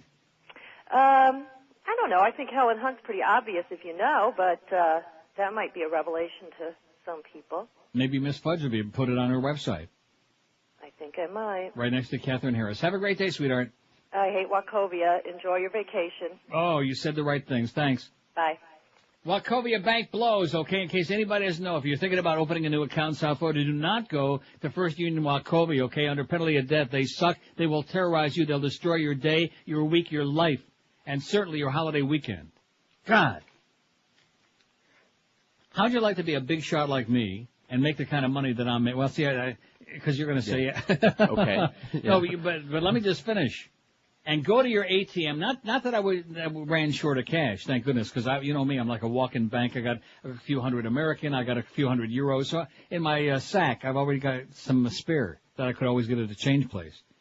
But the point being, you go to your ATM. It's like a routine with me, and you get the best exchange rate by getting it out of the ATM. You stick your card in there, and it goes. And you hear like the little man inside the machine like chuckling, like, who are you kidding, man? Your financial institution says you ought to be institutionalized because you don't got no cash. Well, let me tell you, it's worse when you're not a big shot, when you don't have a lot of money, when you don't have a big mattress full of money to fall back on or a wallet full of cash. That's even worse, that's right. Right, and you're very, very careful to make sure that you don't make any mistakes, and still...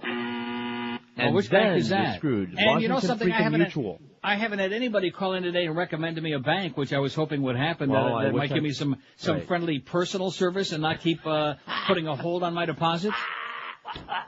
Well, it ain't Washington Mutual, that's for sure. They suck. Yes, hard. Oh, God. And, of course, like I said, the people that work in banks, I used to think, well, Tom Jones, he's a bank vice president. Everybody's a bank vice president. That means they're making about $15,000 a year is what that means. It's a nice title, but that means they're a flunky. Oh, do I miss those days of Friendly Family Bank and Matt Korshoff and my good friends. I knew everybody in there. They knew me. There was never a chance that they were going to screw up my account. Ever. Not a chance. With these people, if they get it right, it's a freaking miracle. You kiss the ground. You start rubbing your rosary beads. You rub it real hard. If they ever get your goddamn deposit right. At First Union Wachovia, man, they suck. You people make me sick. I should sue their ass, just for the stress factor. Okay. Isn't that a goddamn show on Fox, the stress factor? Class action. Yeah, let's all sue their ass. And evidently I wasn't the only one, because the long July 4th holiday weekend, they had extra opportunity to screw up people's accounts when they were desperately hoping to get some cash.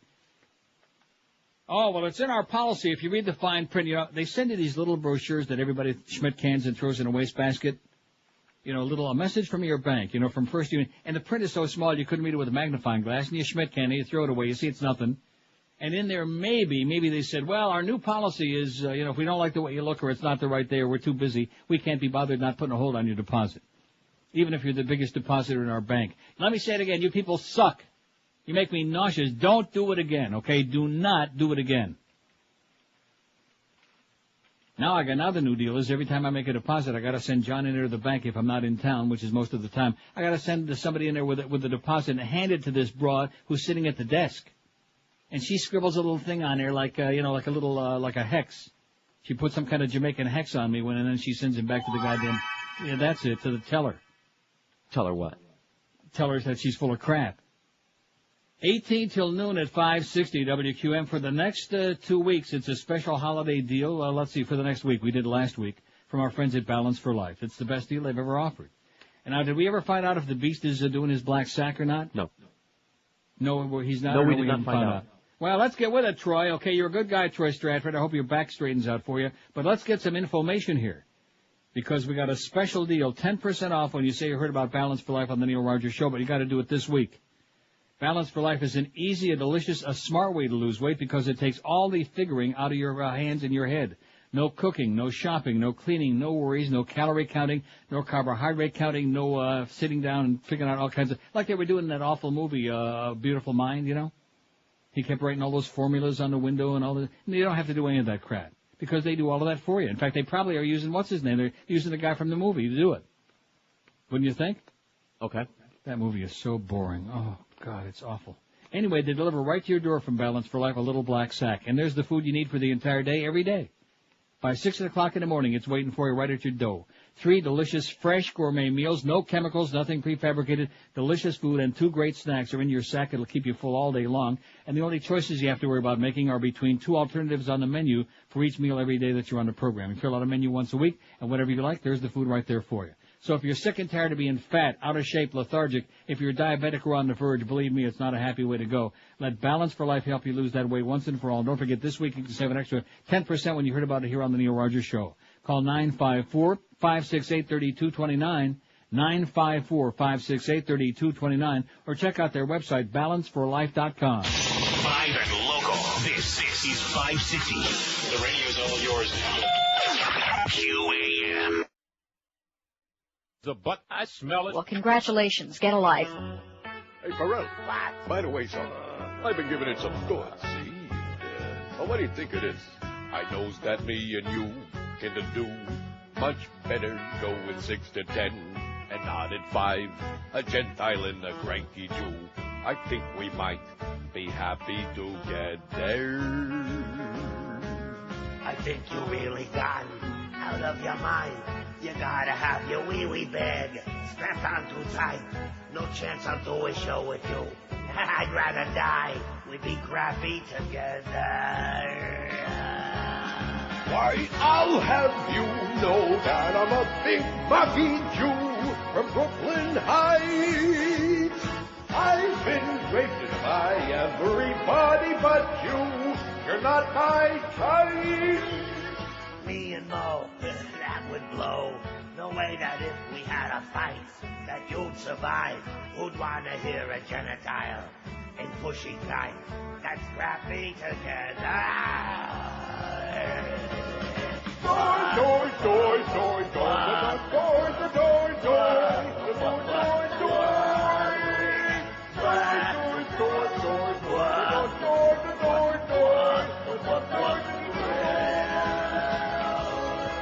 a show with you and me, for me, is much better 6 than 10, not 5.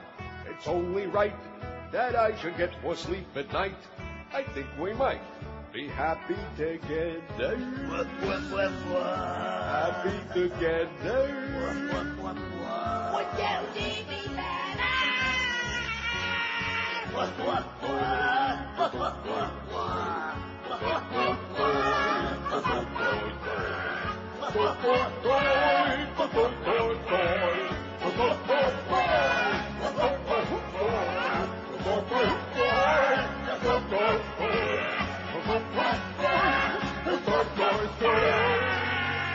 $11:50 till noon at 560 WQAM. Boy, the dikes are just pouring across my thing here.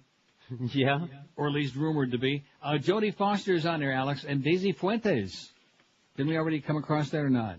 I don't know, but now that they mention it. Daisy Fuentes, let's get her on right away, okay?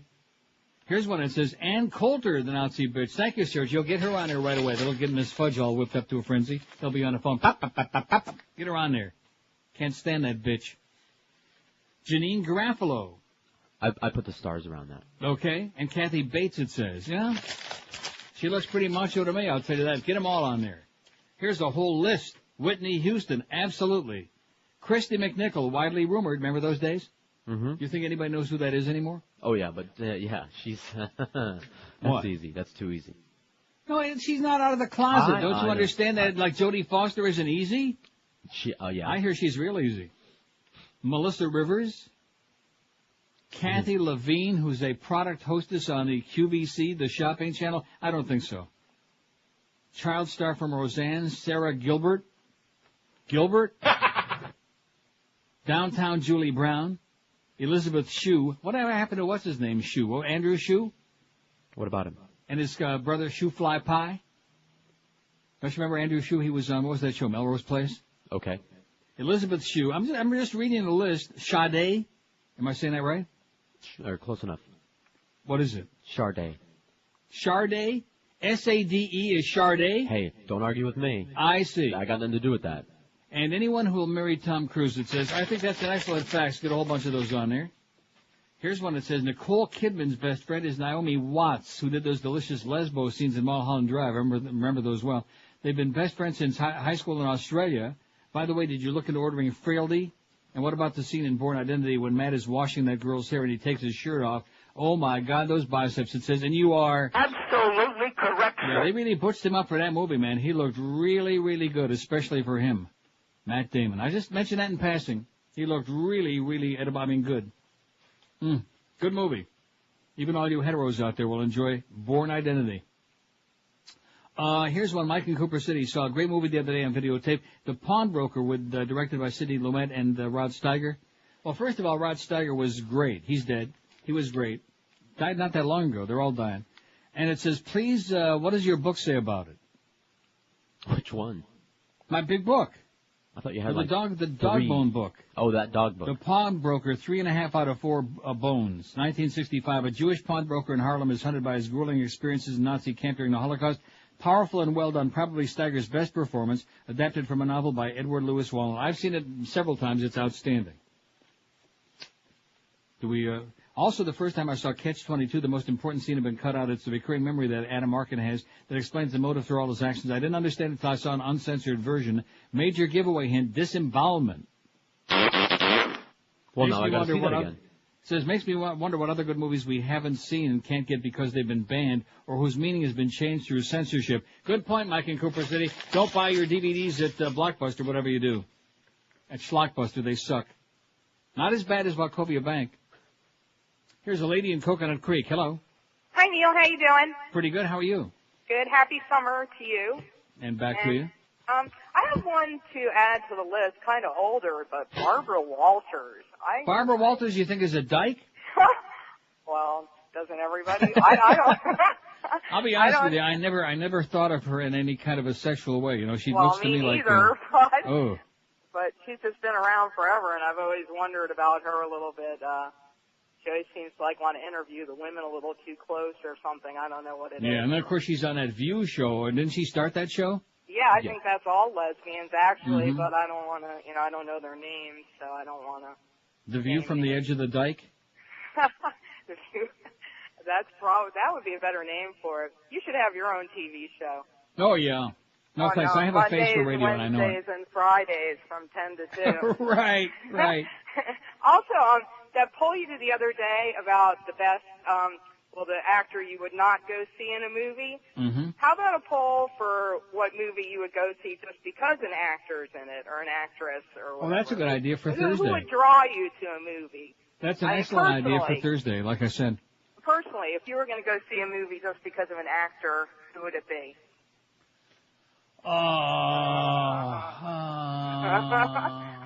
That's very tough. I don't know. Maybe Matt Damon now.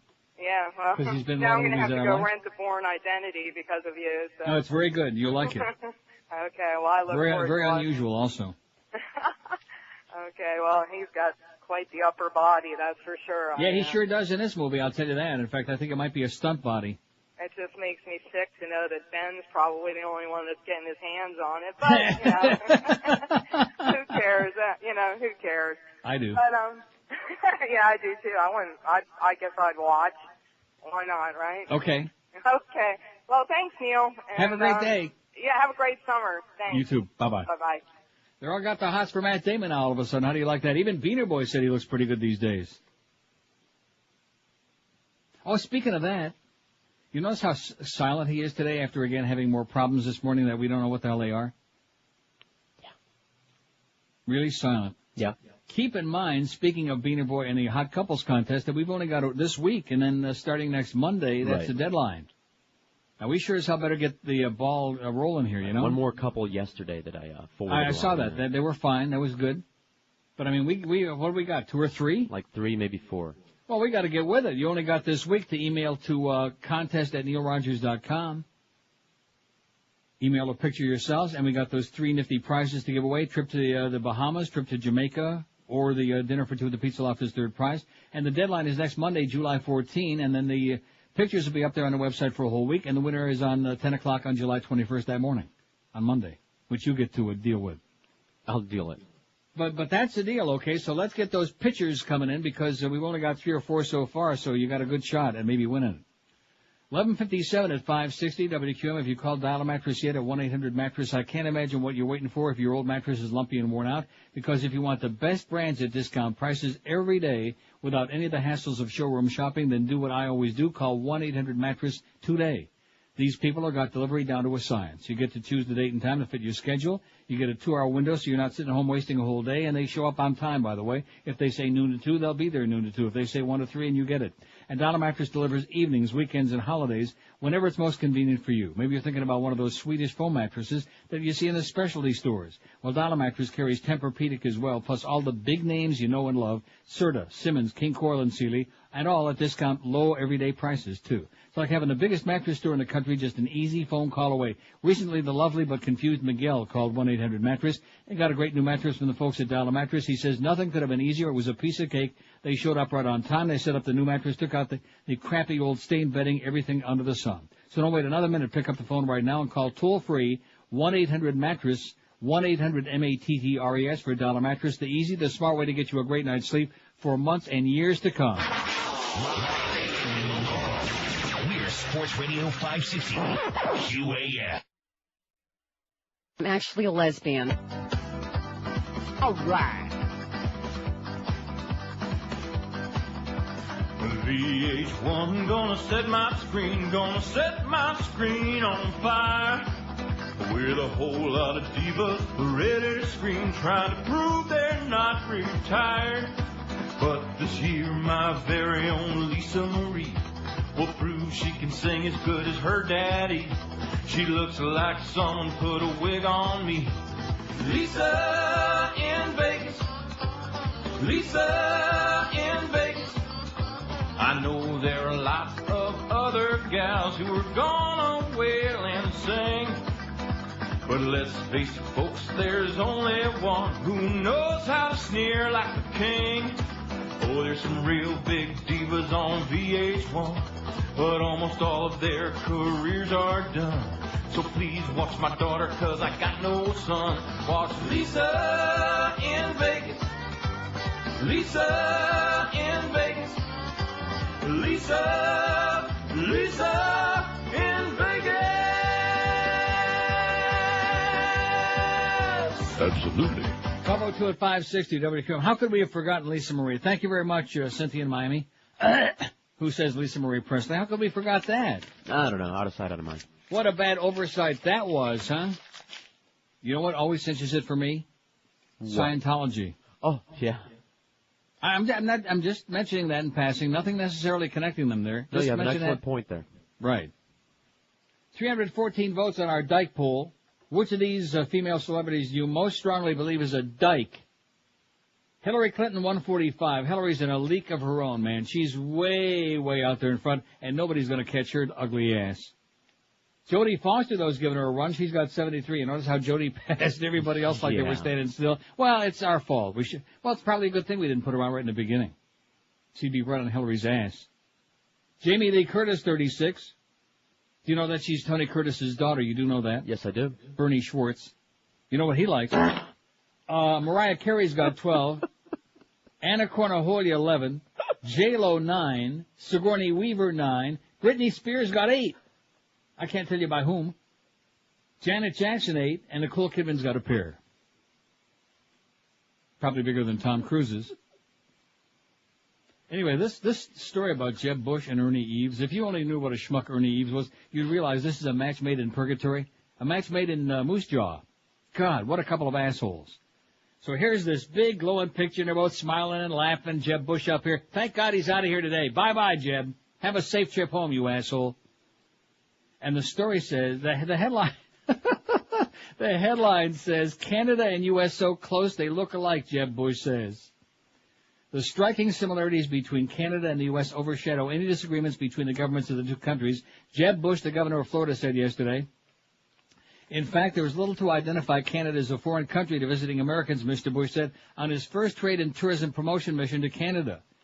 This paragraph here ended in Toronto, didn't have to go through customs. I wouldn't know I was in a foreign country, said Mr. Bush, the brother of U.S. President George W. Bush. Many Canadians have the same feeling if they flew into one of our cities. I told you this story a long time ago about how when I was a little kid and the first time we got schlepped over to Niagara Falls and crossed over from Niagara Falls, New York into Niagara Falls, Ontario. And once we crossed the border and went into Canada, I kept wondering, where's all the snow? Of course, it was the middle of the summertime. Right, and ham. And I was like a little tiny kid. Where's all the snow? Many Canadians have the same feelings if they flew into one of our cities. Hey, look at that. There's some big buildings, and there's some cars, there's some roads, and there's a store, and here's another McDonald's. What an asshole, man. And then there's a whole big spread on this story. Toronto versus Miami. Now, see, they narrow it down, Miami meaning Dade County, to the Toronto city as opposed to the GTA, the metro population, because Metro Toronto is 5 million people. But anyway, Dade County, they've got 2,312,000, Toronto 2,480,000, so they're trying to make a similarity there. Hispanic population, Miami 57.3%, Toronto 9.3%. Black population, Miami 19%, Toronto just 8.3%. All right. Foliage, Miami palm trees, Toronto fir trees. Architectural flourish, Miami Art Deco, Toronto pool in the condo. Typical TV character, Miami Sonny Crockett in Miami Vice, Toronto Joey Jeremiah in Degrassi Junior High. Recreational drug, Miami cocaine, Toronto Starbucks. Election debacle, Miami hanging chads, Toronto running drag queens. Most common form of transportation, Toronto TTC, that's a subway, Miami rollerblades. Most famous Latino visitor, Toronto Ricky Martin, Miami Elian Gonzalez. Waterfront creatures most threatened by urban development, Toronto tent city residents, Miami manatees. Tallest building, here's one that made my blood boil when I saw it. Do you know what the tallest building in Miami is, Beaner Boy?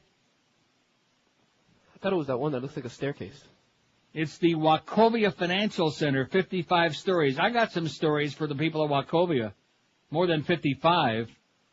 At least just this weekend. About 30, man. Lots of stories. 55 stories. Toronto, the CN Tower, 181 stories. Of course, these days you don't want to have too many big buildings. Gay rights. Toronto, marriage has been legalized. Miami, it's illegal for a man to wear any kind of strapless gown. And it goes on. Pretty interesting stuff because, he landed at the airport. If they wouldn't have put him through customs and said, boy, there's that asshole governor of Florida, he would have thought he was like anywhere in the U.S., like Toledo. For our dyke list, here's one that says, how about Queen Latifah? Queen Latifah. It says, I honestly think her package is bigger than mine. Well, I'm sure it's bigger than mine, which ain't saying much. Queen Latifah, let's get that big, nasty bitch on there right away. Did we ever get Whitney Houston on there? Did we? Yeah, she don't have any votes yet. Oh, look at that. There's a whole bunch of them that just went on there. Look at that. That's excellent. Nice going, Eric. Although a little bit slow. That's Beaner Boy's fault, I'm sure. Well, that's because Beaner Boy's busy putting all those bedtime stories on there, right? Yes, sir. Yeah, because he showed up about a minute to 10 today. Not late, but a minute to 10 because he had issues. This man's always got issues. 5670560, pound 560 on the AT&T and Verizon Wireless line. Ever since Clarence attacked him last week in the hallway, he's just never been the same again. Here's Coral Gables. Hello. Hello, Neil? Yes, sir. Yeah, it's Woody Graber. How you doing? Oh, Woody Graber again. Jesus, Woody, you're becoming like chronic. Well, you were talking about banks, and I got to tell you about my bank. Like I said, it's sure great to hear from Woody Graber today. It's exceptional. It's Mellon United National Bank. Smelling? Mellon. And I got to tell you, one of the managers I deal with is a big Neely. Oh, thank God. But where the hell am I going to find one of those by me? I'm not. They're in Broward and Dade. I know. I mean, but they're national. They're around the country. Really? Yeah. But they could probably set up anything you want because your check comes from there, right? Right. From down here, so they could probably set it up. I'll be glad to give you a name and number off the air if you want. You have no idea how great that would be. The minute that I set my foot back on Florida soil in a few weeks, that's the first thing I'm going to do is switch banks. I got to tell you, Mellon has bent over backwards for me. They have been so wonderful. I mean, I'm just a poor schlepper off the street, but they have... Now, wait, let me ask you this. That Mellon Bank, that's not connected with the Pittsburgh family like Richard Mellon's Scaife and with that outfit, is it? I don't know, quite honestly. Because I have a feeling if I put my money in that bank, it might, like, vanish overnight. You know, they might have, like, an accident. Oh, there's that fag, that left-wing pinko fag. Yeah, they might not like me too much. No, these guys are great. They're just wonderful, and I got to tell you, like I say, one of the branch managers, Greg, that I deal with, he said, well, I heard you had Neil the other day, you know? Really?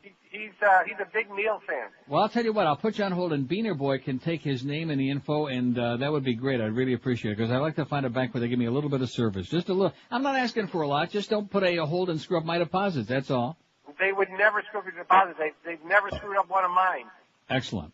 Yeah, definitely. Okay, hang on, Woody, and thanks a lot. I appreciate it. All right, no problem. Take care. Okay, take care of my good, close, personal friend Woody Graber on line 1 there, Beaner Boy. Like I said, I'm always glad to hear from Woody. Isn't that what I said when I heard his voice? All the time. Yeah. By the way, guess who I heard yesterday on the racing channel? I guess I could hear him any day. My good friend Phil Saltzman. How's he doing? He's doing good. Calling the races from Calder Racecourse. 351 votes on the poll. Which of these female celebrities do you most strongly believe is a dyke? Hillary Clinton, 153. Jodie Foster, 89. Jamie Lee Curtis, 37. Mariah Carey is really scary, 13, with that one large breast. Anna Cornaholia, 13. J-Lo, 11. J-Lo's only got 11 votes? Come on, people. Come on. Jesus Christ. Sigourney Weaver, 10. Britney Spears, 9. Janet Jackson, 8. Nicole Kidman, 3. Janine Garofalo, 2. Helen Hunt's already got 1. And that big, nasty bitch Ann Coulter's got 1. Now, doesn't she also live in down there on the beach or somewhere in South Florida now? She hangs out down here a lot. She hangs out down there. No, I think she lives there now, too. Probably hanging out with Miss Fudge right now. They're probably sitting there rolling around the carpeting together on opposite sides of the room. Okay, thanks. 5670560, pound 560 on the AT&T and Verizon Wireless line. Don't forget, it's a big day on QM. Marlins at the Cubs. Pre-game show 1:45. All right. So we get like a little 15-minute reprieve today because they said, you know, the old man is on that summer schedule. Let's not overwork him right out of the box. You know, 3 hours 45 minutes, that's plenty. And then tomorrow, because George is always with that monkey see, monkey do deal, another Marlin Cub game at 1:45 pregame. So you get like thanks for that idea. And being Wednesday, that means that George is going to play the Comedy Bits Hour from 12:45 to 1:45. Oh! Thanks to my getting him smart. That's right. Here's Fort Lauderdale. Hello. Yeah. Hi, Neil. Yes, sir. How you doing? Hey, I got 2 fag hags for you. Okay. How about Janet Reno and Whoopi Goldberg? Yeah. Okay, and another movie that you forgot with the ultimate fag hag Jodie Foster is Nell. The movie Nell. Now I never heard of it. No? It's a wild woods kind of girl. She grew up in the woods alone. Okay. And a good movie I have for you is Boondock Saints. You have to check Boondock those Inc? out. Boondock Saints. Boondock Saints. Yeah. Saints. Yes. Okay, thanks a lot. I have no idea what he said. Now, what did you say a minute ago? There's a bit called what? Fell. And the name of the movie was? Nell. Oh, Nell. I couldn't understand it. He was talking in some other language. I don't know. He was speaking in Greek. So I guess we'll have to play that, right, Phil? We ought to. It's not in here. Oh, come on. Not in here. After I put 80 billion bits into this DCS over the weekend, it's not in here. You know what? That might even be a rock comedy. Yeah, that's, I don't know. Anyway, we don't got it. 12:13 at 560 WQAM. Jodie Foster, highly overrated. That's all I want to tell you right now. Not in too many good movies. 1,000 mediocre movies, not too many good ones. She's not good. She's not good? No. Didn't you like when she, Dr. Lecter? No, her fake affected southern voice. Right, exactly. She was awful, which is probably one of they said it was money, but there may have been somebody that said, you know what, why bring that bitch back anyway? Dr. Lecter.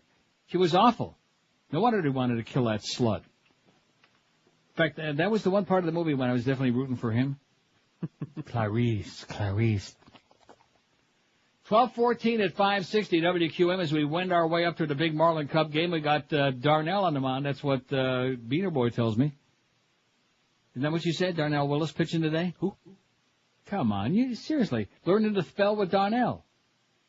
You know when your hair is all falling out in clumps and leaves that big shiny bald spot. Who was I watching the other day on TV? Somebody had like who the hell was it? I mean, a shiny bald spot, and I wondered, do you, like, wax your bald spot? Remember the paint the bald spot thing? I wonder if this guy waxed it. Willard Scott.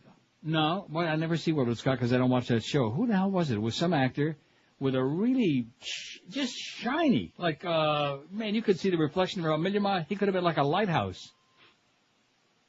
And that's what happens to a lot of guys, but I'm curious. Do guys like professional people who are like actors and things like that, do they like shine it? Do they wax it? There's a special wax. Seriously? No. Oh. Anyway, yeah, bald spot wax. But if you've got one of those guys, millions and millions of people out there just desperate to get some of that hair back and look younger and better, because when you start losing the hair, you start looking a lot older, and nobody except us really old farts wants to look old. Well, Charles Alfieri continues to offer you the most amazing natural hairline system you'll find anywhere because it looks like real hair, not like an animal dyed in your head. And right now, some even better news for you. Charles Alfieri is offering his summer special hair system, only $549 for first-time customers. If you already have a hair system, you can save yourself 50% on service and repair of all types of systems, including shampoo and trim, usually while you wait. Otherwise, just drop it off there and he'll have a good time with it. Charles Alfieri's guarantee to you is this. You try one of his hair systems for 30 days. If you don't love the way it looks and feels, if you're not getting more action than your privates can handle, return it for a full refund, no questions asked. So don't delay. Call Charlie today. Be sure and tell him that old Neil told you to call and look younger and better than you ever thought you could look again with his natural hairline system. It's toll-free. It's 1-800-321-2413. 1-800-321-2413, or check Charlie out on the web at charlesalfieri.com. Live and local. This is Sports Radio 560, QAM. You know what I forgot to do? Yeah, I do. At 12 o'clock? No, you don't. Yes, I do. This is Dick Cheney. I like to relax by having Mary Magdalene massage my balls while listening to the Neil Rogers 12 to 1 hour. Is that what you were thinking of? Yes, I was. See, I did it. Audiences love Nell, the story of a girl who developed her own strange language while being raised by a stroke-impaired mother. Now, Jodie Foster returns to the screen as a girl raised by a deaf-mute epileptic who has learned to communicate by making unintelligible noises and hurling herself to the ground. Look, Doctor, I think the girl is trying to communicate with us. You're hungry. You're sleepy. You want to lie down. You want to lie down repeatedly. Watch as this free-spirited, strong-willed girl learns to express joy, anger, curiosity, even love. Jodie Foster stars in Fell, the runaway hit that has audiences falling out of their seats. Fell. It's a real pick-me-up.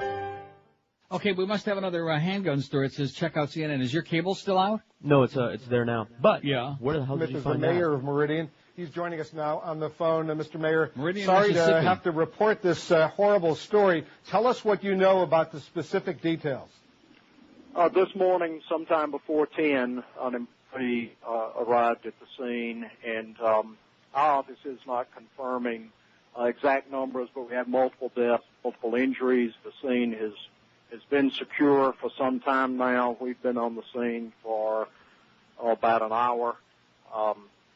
The employees are in the facility and are being ministered to by a team of clergy that's assembled here on the site, where family members that are coming out are being assembled across the highway, where they're also being seen to by members of the clergy. Obviously, an unspeakable tragedy here in hometown. Any word, Mr. Mayor, on a possible motive? No word at this point, no. Do you know the identity of the shooter? The identity of the shooter is known. We're not releasing that at this time, and we're He killed himself, by the way. now He did. to notify affected family members first before. So there you go, shooting at a plant in Meridian, Mississippi, and a gunman shot himself. And there's more dead people in America with guns. So anyway. Yes? Where'd you find that bit? Hey, listen, I got my crap together here. I understand. It's on the Best of Neil 1995. The one we don't have here.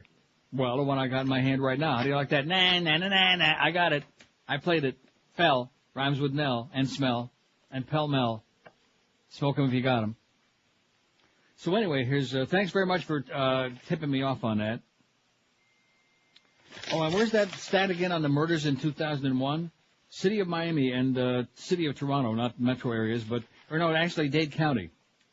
But the same population, 2.3 million, 2.480. In fact, Toronto is higher. Murders in 2001, Miami 204, Toronto 59. Got that? Got it. Sounds like a little more than 4-1 to me. Let me just give you one reason why there's more people getting murdered in Miami than in Toronto. That's it. You got the answer. Why there's more people getting murdered in Detroit than Ottawa. Yeah.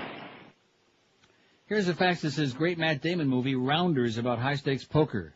With John Malkovich, John Turturro, Martin Landau, Edward Norton, and Gretchen Mol. You seen Rounders? No. Not bad. Not bad. Not bad at all. Like Matt Damon a lot. Oh, yeah, you like Matt Damon. Yeah, well, I do. He's good. And he can act pretty good, too. What's the other movie I saw this weekend that I haven't seen in a zillion years that you liked a lot? War of the Worlds from 1953. Oh, yeah. Actually, it was on one of my, drive-in movie channel or whatever, Cornball, and it was on there again. Right, they shot that preacher. The preacher walks up and he's got the Bible and he's got the cross and everybody but open the shadow of the death. And they just zapped him, man. That was the end of him. Won't see him no more. Here's one that says, put Miss Elliott on your list. She's been with more chicks than a mother bird, says Chuck in Miami. Who the hell's Miss Elliott? Missy Elliott. Missy Misdemeanor Elliott. Who's that?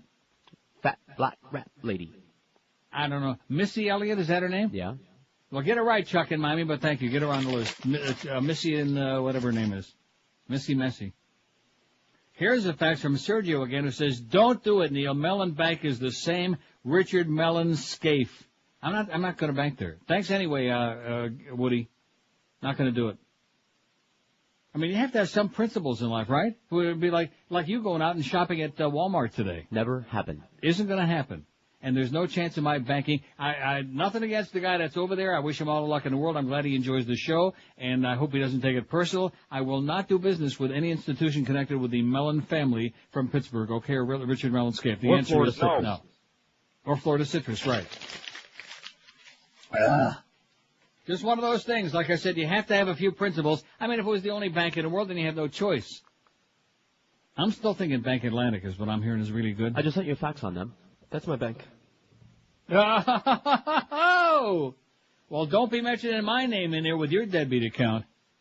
Oh, you know that little beaner boy? Oh, well, I'm sorry, Mr. Rogers, but we can't, we're afraid we're, up to our limit. That means you'll be happy to cover his overdrafts, won't you? Right. We'll just draw them from your account. Mm-hmm. But they do give really good personal service. What, Bank Atlantic? Yeah. Well, you ought to know. I'm sure you're in there like every other day. If they haven't thrown me out yet. Then that's a good point. If they haven't thrown your sorry ass out of there yet. 404 votes on a poll. Sarday don't have any. Elizabeth Shue don't have any. Downtown Julie Brown don't have any. Melissa Rivers don't have one. Linda Evans, no penis. Daisy Fuentes, none. Helen Hunt's got one. So I've heard. Yeah. Does it rhyme with Hunt? Whitney Houston's got 2. Nicole Kidman, 3. Christy McNichol, 4. Kathy Bates, 5. Janet Jackson, 8. Janine Garofalo, 9. I'm going from the bottom up. Ann Coulter's 10. Nice going, Ann. You skanky bitch. We hate you like poison. Britney Spears and Sigourney Weaver each have 11. J-Lo, 12. Mariah Carey, 13. Anna Cornajolia, 14. Jamie Lee Curtis, 37. Now those are all pretenders, okay? The real contenders, Jodie Foster, 105, and Hillary Clinton, 158. I think Jodie's going to give her a run for the money before it's over, you know? I think so. I could be making a premature evaluation. Squirt. But I think that Jodie is going to give Hillary a run for it. She might just get close up on her ass. What a disgusting thought that is. I mean, is there any guy out there, any heterosexual, or any guy of any persuasion that would like to see Jodie Foster in some kind of a sexual encounter with anything? No. I don't think so. Oh, once upon a time, 100 years ago. What? She was a cute, Get out of here, Jodie Foster was cute. Put some makeup on her, lipstick. Yeah, so was that opium suppository the guy was fishing around for in Trainspotting. That was really cute, too. Until he stuck it up his rectum. Come on. Jodie Foster was cute? She's cute. God. Okay. She's cutesy, I'm not going man. crazy about her, but, she'll do. She'll do? I bet she would do. Not you, though. Not me, no. I got the wrong equipment. She'd probably do screw Ann in a heartbeat. Long line waiting on that one, honey. Take a number. 27. In fact, how many people do you think are standing in line right at Screw Ann's desk right now? About 30, man. Hey, if you're in a dead-end job, if you're moving your feet but you're going nowhere fast, maybe college is too expensive. It just takes too long. You don't have all those years to wait. But if you can afford $10 a month and commit yourself to 3 nights a week for 4 months, our friends at Fast Train can help you achieve a brand new high-paying computer career. You heard right, just $10 a month and 3 nights a week for only 4 months for people who qualify. So call Fast Train today and get out of your dead end, get out of that rut. Call 1-866-FAST-TRAIN. With 4 locations all over town, and if as a matter of fact they're in Fort Lauderdale, Pembroke Pines, Miami, and Kendall, there's bound to be one nearby you. So call our good paisans at Fast Train today and get yourself the training you need to get a real computer job and get out of your dead end. Call 1-866-FAST-TRAIN. You'll talk to a trained career counselor. They offer you day, evening, and weekend schedules, job placement, hands-on training. Pick up that instrument right now and call Fast Train. They'll give you all the information with no obligation. Call 866-FAST-TRAIN. Fast Train's deferred payment is valid for a year. Regular payments apply thereafter. Whether you're a high school student on summer break, somebody in an underpaid dead-end job working for peanuts, or just looking to increase your net worth, call Fast Train. It could be one of the most important calls that could change your life you'll ever make. Call 1-866-FAST-TRAIN or check them out on the web if you like at fasttrain.com. Live and local. We're Sports Radio 560 QAM. American fucking way. The following is a paid public service announcement from the International Rifle Association. Let's face it, most of us will never be rich. Hell, we probably won't even be successful, and that's pretty damn depressing. But, as usual, with every problem, there is a solution. Hi, I'm Jim, and I'm here to tell you a little something about handguns. They scare the shit out of people and intimidate them into giving you whatever you want.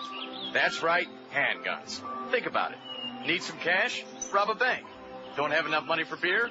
Pull up a convenience store. Take some chips and pretzels while you're at it. It's all free if you've got a handgun. Some son of a bitch cheating on your girlfriend? Kill him. It's a simple solution to life's complex problems. All you have to do is wait the 5 days for it, and happiness is just around the corner. Hell, if you don't want to wait the 5 days, who cares? Buy the damn thing off the street. Just buy a lot of handguns. It's a great alternative to working problems out and can be considered a population controller. Yes, handguns. They just might make you famous. 12:33 at 560. You know, I'm sitting here, I'm looking out my window. It's a beautiful day, and I'm thinking, you know, I could be in Batavia, New York. I could be in Kalamazoo. No, seriously, I see people walking around. I see cars. I see streets and buildings. I see London. I see France. I see a restaurante. And I'm thinking I could be like in Pittsburgh. Yeah. I could be in Ypsilanti, Michigan. I could be in Sacramento, California. Looking out the window. I'm just thinking these because, you know, Jeb Bush, he had his thumb right on it. Here's a good fact from Gary, at least I hope it's good. He says, I've been with Bank Atlantic for over 20 years. The people are friendly. They never made an error. In fact, in my poorer days, they actually covered a couple of slightly overdrawn checks. Also, they're open on Saturday and Sunday. That's what Pharrell was saying, remember? Yeah. He was touting Bank Atlantic. Because he said Wachovia blows, is what he said. He's absolutely correct. Wachovia blows. They suck. Man. Well, that's the policy. Blah, blah, blah, blah. Where do they find these people? What's the obsession that they have with hiring these certain, I don't want to get into a whole thing, you know, ethnic thing, but these Jamaican kind of people, you know minimum what I'm talking wage, about? Cheap. These imperious Jamaican women who have got a real crappy attitude and make it very clear that they don't really give a crap about you, even if you're the biggest depositor in their institution. They don't care, because they got a whole line of other angry people standing at their desk. Call the toll-free 800 number and mess with them, okay? Because she ain't got time for me, bitch. God. Man, you can't complain about the service they give you because they don't give you none. They suck. And did you remind me to make my point about that First Union Wachovia Bank sucks? Don't forget to talk about your bank. Here's a lady in Miami. Hello. Hi, Neil. Yes, ma'am. You're missing the biggest, richest dike in the United States for your poll. Well, give me a clue, because that would be embarrassing. She got it. I got it. Oprah Winfrey. Oh, my God. Oh, yep, that's her. How could we have left off Oprah? Wow. No doubt about it. Thanks for the reminder. We're just getting a little old and feeble. You know how that goes. That's okay. Same goes here. Take Thanks. care, Neil. You too. Bye-bye. Love you. How could we forget Oprah? Yeah. Oh, but she's going to marry, what's his name, Maxwell Stillman? Stedham or whatever his name is. Oh, yeah, they're going to get married. Well, maybe they're not. Well, maybe they are. Well, as soon as J-Lo and Ben Affleck tied the knot, they're thinking about it next, yeah? I mean, not that it makes a difference. She's still got no talent. Her show blows. She's got those ridiculous pastel backgrounds that are, well, I don't know what that's supposed to prove. And she's got all these women, millions and millions and millions of American women. All she has to do is say fart, and they're all like sitting on one cheek. Man, go buy this book, go buy that. I mean, yeah, on this show we recommend you good movies because, but it's not like some kind of a scam we got going. As a matter of fact, look how stupid we are. Let's get smart. Right. Like Oprah. Yeah. Like Hollywood Video or something, one of these local stores. That's right. Let's start our own goddamn video club on here. Let's start stealing a bunch of DVDs or making bogus copies and selling them on the internet. Oh, and by the way, Miss Fudge. Careful. Far be it from me to disbelieve anything I'd read on the internet. Wow. Talk about the pot calling the kettle pink, Matt. Oh, did you see those co-joined sisters? They died. Those Iranian sisters, they died. It's my fault. And they keep showing them on here again and again and again. We knew the risk was great. Yeah, well, it was so great they died. I know you're not supposed to make fun of things like that. I'm not talking about them dying. I'm not like Pharrell on that. I think when people die, it's sad usually. Although, if the Katherine Harris story would have been true, yeah. well. But I mean, there are a lot of things to think about when you have Siamese twins like that. I mean, how do they go to the toilet? Don't go stealing my tomorrow's show. No, I think that's a good show for you tomorrow. That would be a good poll. That's what I was going to do. Which things would be the most difficult for Siamese twins to do? Have sex, go to the toilet, ride on a bus. Right, ride a bicycle. Drive a car, be a game show contestant. You see what I'm saying? Pitch for the Marlins. That would be something. That would really be something when you have two balls coming at you at the same time. That's what Mo said. Absolutely. Well, the original Siamese twins, the Chang and Eng brothers. They both, between the two of them, fathered like 20 kids or something. Really? And they married twin girls. They had in the Toronto Star yesterday on the front page. There were two Asian, not Chinese, but they were like, I don't know where they were from, Pakistan or somewhere. And kids that were like separated, I guess shortly after birth. And they they looked fine. I mean, no, they weren't after birth. They almost though, I guess. But they looked fine, They're like 18 now, and they've been separated for years, and their surgery went okay. Unlike these poor Iranian sisters who died. Now, would that put you off? Like if there were, Siamese twins, but they were otherwise attractive, facially speaking? What do you mean by that? Would you still do them? Oh, you mean if they were still connected? Yeah. Well, just imagine you could do one with each hand. Huh? That's something to think about. Now, does that count as a threesome or what? What was that they said during the revolution? One if by hand and one if by mouth? Wasn't that what? And two if you see. That's what Paul Revere said, something like that. 5670560 pound 560. See, there's another good question for you. Would you have sex with Siamese twins? That's what my poll was going to be tomorrow. Yeah, I'm sure. Another one of these filthy, disgusting rectum. Yeah. Yeah. I still wonder about that. I know it's, but I mean, you gotta go. Right? What with the and Siamese? how about if one of them has to go and the other one doesn't? I guess you don't have a choice, Just come in and sit down and read a magazine while I'm taking care of business, right? Maybe if they had side-by-side toilets, they could get on the same schedule. Don't forget, I'm in Canada, side by each. Oh, sorry. Here's a call from Key Largo. Hello. Good afternoon, Neil. Good afternoon to you, sir. God, you sound so happy up there. I am. Yeah. I feel like I'm in paradise. You are in paradise. How could you forget Belkys Neray? Spilkies Neray, you think is gay? Rhymes with Neray. Well, I hope so. Really? I hope so, yeah. Okay. Well, let's put her on there just to make you happy. It sounds like you're going to get a real charge out of it. Okay, thank you. And have a great day. You too. Let's put Spilkies Neray on there. Any shot we can take at that bitch, we're delighted to do on this show. Pretty exciting that NBC called to inform us that the Katherine Harris dying in a plane crash story was bogus. It was an internet hoax. And then the rest of that story is they wanted to take a clip of us talking about it to use on their news. Really? Why would they want to do that? I don't know. Duff came in and asked, and I said, no. Right. No. Right. Why do we want to do that? To try to make us look like assholes? Exactly. I mean, I said right up front that we were really dubious in trying to find the website and the whole thing, but it was just, it was a possibility. And I checked out the Sun Sentinel and the Herald. It's not like it just came over the fax and I went on there and boom, here it is. We checked it out for a few seconds. About 30, man. And then we put it right on the air. Why the hell not? If it's good enough for Fox, for those bastards, it's good enough for us. In fact, just make up a bunch of stuff and fax it to us and we'll read it on the air. Why not? Get a 90 share. Hey, by the way, speaking of that, I think we all owe a collective debt of gratitude, even though he's been there a very short time, to Scott. Even some people find him abrasive, and some people find him to be a little invasive and obtruse, whatever. But I think he's lit a fire under this place, long overdue. This radio station has been stagnating ever since Greg Reed decided to fiddly fart around with our morning show. We've been having problems. And then when he decided to stick this show from 9 to 1 instead of 10 to 2, that was like the last nail in our coffin. He just about buried. And then after that, when he put somebody on the air in the morning to precede us, who was encouraging his audience not to listen to us because he's a humorless old fart, that was like the last thing. That was like closing up the box. So now we got a guy in there who's like created some excitement, and you can feel it, you can smell it. And speaking of feeling and smelling it, the little, before the show every morning when Pharrell is on, he comes in our studio during the commercial breaks, and he and I have a little verbal intercourse, a little chat as to what's going on. And he was pointing out to me this morning. Now, this is a guy that's only been there for 6 or 7 weeks. Keep that in mind. But even he's been there long enough to see the difference in the atmosphere in the building, in the hallway, the morale among the troops as to when somebody is there, and like now when he's not there. Absolutely. The difference when everybody's in a great mood and they're like high-fiving each other and playing grab ass and all these other things. He went on for a long time about that. So I just mentioned that in passing, okay? I think we've been given a new leash on life. Thanks, Scott. You're okay. And by the way, you ain't getting no breakfast.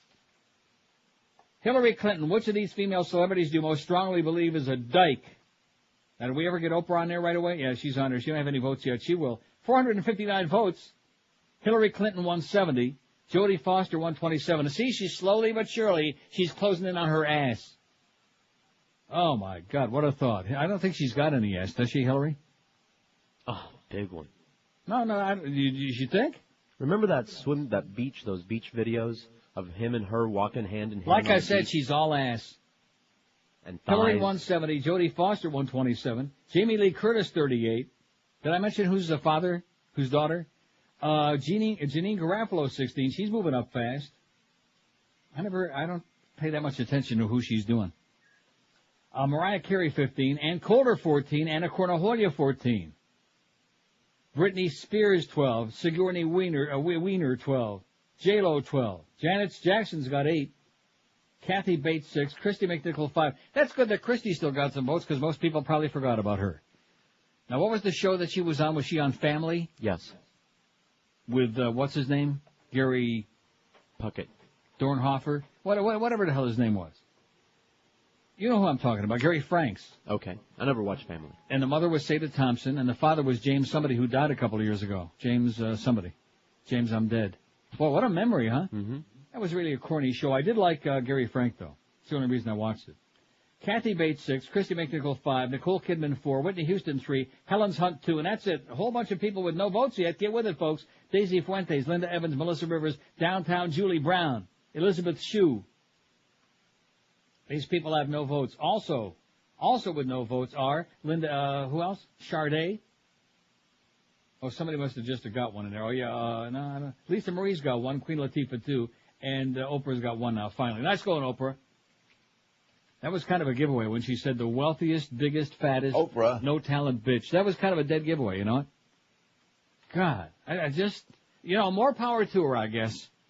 But there's just something about her attitude that I don't like. She's like, it's like her stuff don't stink, you know what I mean? Instead of being like a little bit humble and saying, gee, I've made billions of dollars and I have no talent and I have no idea what I'm talking about and kiss the ground for it. No, she acts like she's going to save the world. Remember when she came to Miami that time? Oh, yeah. Several years ago, and she came to Miami to help us fight the crime wave, and she was going to have that show, and that was going to do it. It did, didn't it? I think so. Have you heard anybody die since then? No. I don't think so. No more crime either. No more shooting, no more crime, no more dying. Although in Little Havana, every time they see her show on the air, they all scream. You notice we didn't have one call about that movie? We don't have any spics anymore anyway. I think you chased them all away. Sorry. Kisses for everyone? I never heard of it. In fact, Beaner Boy, are you still putting the stories on or not? I sure hope not. There's 2, but they were already on yesterday. And I was wondering whether I should put them on again. No, not again. My bad. All right. But please do me a favor and do a search for Kisses for Everyone. It's a 2000 movie. I'm sure it'll be in there. Oh, look at this. Holy crap. Just happened to catch you and heard you talking about Wachovia. Is it time to switch to your buddy Matt? Matt Korshoff at City National Bank. You betcha, Matt. Here's the answer to my problems, to my prayers. Although Matt probably lost a little bit more hair, but nevertheless. What a great guy he is. This is City National Bank of Florida. Matt is the vice president and branch manager, what does it say? 8825 North Powerline Road, Fort Lauderdale. Now, where the hell is that? I mean, I know where Powerline is, but isn't that like kind of in that direction? See where I'm pointing? That way? Is it? Right up the there, road? yeah. You mean up the road a piece? Yeah. No, seriously, where the hell is would that be? I don't know. 6825 North Powerline Road. That's not way up there like by Pompano Park, is it? Might be. See, let me tell you this. I wouldn't really care where it was, because with him, I could probably do it by mail. You know what I'm saying? I could, like, FedEx him my deposit, anything. Right. What are you saying? I'm keeping this. I'm switching to my buddy, because this guy took care of me. I can't... He's got his email right there. You can call him, you can email him, he'll tell you. I will. I'll do it. Thanks, Matt. I'll be in touch. I'll be touching it. What is it that you wanted to know about Kisses for Everyone? Besos para todos. Are you starting to speak that? White House officials say that the president's efforts... Dinos en qué estás pensando. Vamos, Ramón, lo primero que te venga a la cabeza. Una llave es un tabú. Está bloqueado, es evidente. I know that the F word is coming up in there pretty soon, and I don't know what that word is in Spanish, and don't say it, but I know it's on there because I was reading the subtitle. Don't say it. Don't say it. Eso es que se la pelan. Calla, canaracho. La llave tiene que ver con la libertad. Anyway, now, what's the story? Where was it made? Who was in it? What's it? It's a good movie. What does it say? 2000. Yeah, I already told you that. Whole bunch of spics. Yeah. Tainted and abused past, this film goes astray, is the user comment that I can read from here, the first one. Let me look in my book. I bet you this book is like 6 billion pages. Why am I asking you? Why am I asking a little quisling like you, who they're not even reading me the cast members, which it's your people, man. Oh, that's right, I forgot, they're not Mexicans. Emma Suarez, Eloy Kisses in the Azurin. Dark. Kisses for My President. It's not in here. Now, why would that be? Kisses in the Dark. You want to know why it's not? Because it's not an American-made movie. It was made in España, I do believe. Look under Besos. I beg your pardon. Look under Besos. B-E-S-O-S. Maybe I know how to spell Besos. What is wrong with you, man? As they say in Italy, besane molto. Let's see. Look under Besos. How about pesos? It says that's what Beanerbor gets paid in every week. Pesos. How many? About 30, man. It's not under Besos, okay, you jackass? Why would it be under Besos? Oh, guess what movie I bought? I haven't watched it yet. Last night. I give up. Best in Show. Oh. Didn't you tell me how much I would enjoy that? Not me. Making fun of all those Westminster Kennel Club people. It looks like it's a real hoot from there. Now here, let's see, how about Hillary Swank or Skank, says this fax from Pete and Boynton. Who's Hillary Swank? Boys Don't Cry. Didn't see it. Did I see that? Karate Kid 3. Oh, Hillary Swank, I know who that is. You think that's a dyke just because she dressed up like a boy? Oh, I don't know, whatever. I've seen that. Sure, why not? Put her on there, Hillary Swank. She's okay. By the way, Pete says, thank you for the information. Bank Atlantic blows. I just had the same exact situation you had this weekend with them. I had my paycheck wired on a Wednesday, wrote checks that were cashed on the following Monday, and Bank Atlantic claimed I was overdrawn because it takes them you know something? 5 business days for the wire to clear. Cost me $60. They do have excellent service, but their bank charges are through the roof. If you want to check your balance at an ATM, even there's a cost $1.50. Then if you want to withdraw money, another $1.50. After a while, these charges pile up. I just got back this morning from closing my account with them. I use under the mattress banking now, and they're great. Oh, now, Pete also says, get Pharrell off the air abruptly at 10 on the dot. I like him a lot, but 2 hours is more than enough. Well, if you can get him to shut up, you're luckier than I am, Pete. Take it. Now, listen to me. I mentioned this to you before the show, and I'm not one of those, this crusading on the radio, I gave that up for Lent, a long time ago. But many, many years ago, when I was on WNWS, WS News at night, talking to 90-year-old people, we did accomplish one thing. And I think it was back when beady-eyed Bobby Graham was in the Senate at that time. I mean, he's in the Senate now, dummy, when he was the governor. And thanks to him and some people in the Florida legislature, we brought it to their attention, this scam that's been going on. Now, back in those days, they used to hold out-of-town checks, all of the banks in South Florida, that were in the state. They used to hold them for 2 weeks or some ridiculous amount like that, and checks that were in town for 5 to 7 days. Well, come to find out that because it's all done electronically, and keep in mind, this was years ago that we did this, they forced them to write a law. But even that law is not restrictive enough. We find out that almost every local check clears within all of them do, within 1 day, and some of them the same day that you deposit it, local banks. Because it's done electronically. And out-of-town checks, 2 to 3 days tops. Tops. Even if you deposit it from a bank in L.A., 2 to 3 days tops for it to clear, because it's all done electronically. So I think what we need to do is get somebody on the ball with this and cut this crap, because this is one of the biggest scams in America. How would you like to be in a business where you have a whole bunch of people handing you their money to hold for them? But before you let them use it, you hang on to it for several days, and you're making money on it. You're earning interest on it, which is exactly what they do. It's one of their biggest money makers, one of the biggest scams that the banks have going. There shouldn't be any hold, maybe a day, okay? Maybe a day if it's not like a long-time customer that they know is dependable and doesn't bounce checks. You should have a status. Well, that's what I had until goddamn First Union Wachovia came along, and they should only croak. They suck. And their attitude sucks.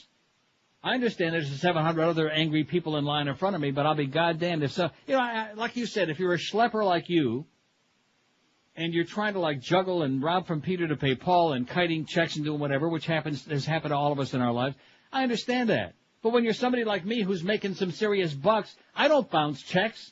What would you think if that check that I gave you for Beaner Boy's computer there, what would you think if, sorry, Mr. Rodriguez, but the check's no good, it came back?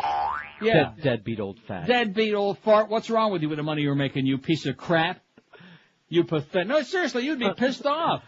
I would be all right. That'd be fun. It would be funny coming from you. Somebody else, I'd freak out. Yeah, coming from me, my ass, okay? Coming from if you'd already spent that money, if you'd already written checks on it or something, you wouldn't think it was so goddamn funny, sweetheart. No, but not a problem right now. How do you know? Checked your balance lately? Yeah. 5, 6, after I told you the story, you probably were on the phone immediately. Oh, my God. Yeah, that's what I thought this weekend. Put my goddamn card in the ATM. Who the hell are you kidding? How, you dumb American? You're not getting no cash from us. Even that cheap Canadian currency. Speaking of that, how's the market doing today? It didn't do too well yesterday. Or did it go? No, yesterday it went way up. I'm sorry. Don't ask anybody why. They don't know. Oh, look at that. NASDAQ's up another 9 points. The Dow's down only 23.5. This is all, you just wait.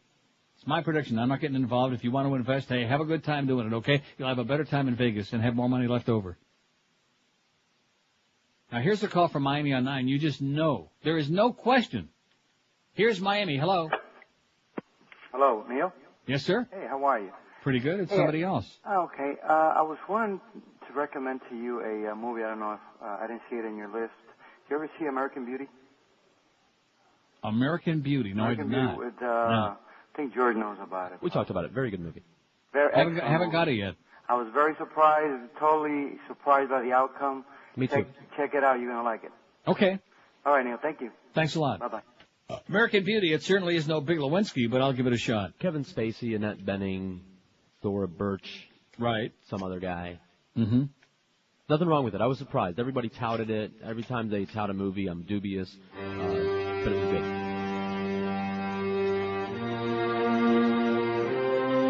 I'm going to tell you one thing. Tell my good friend Miguel it's a damn good thing he looks that good.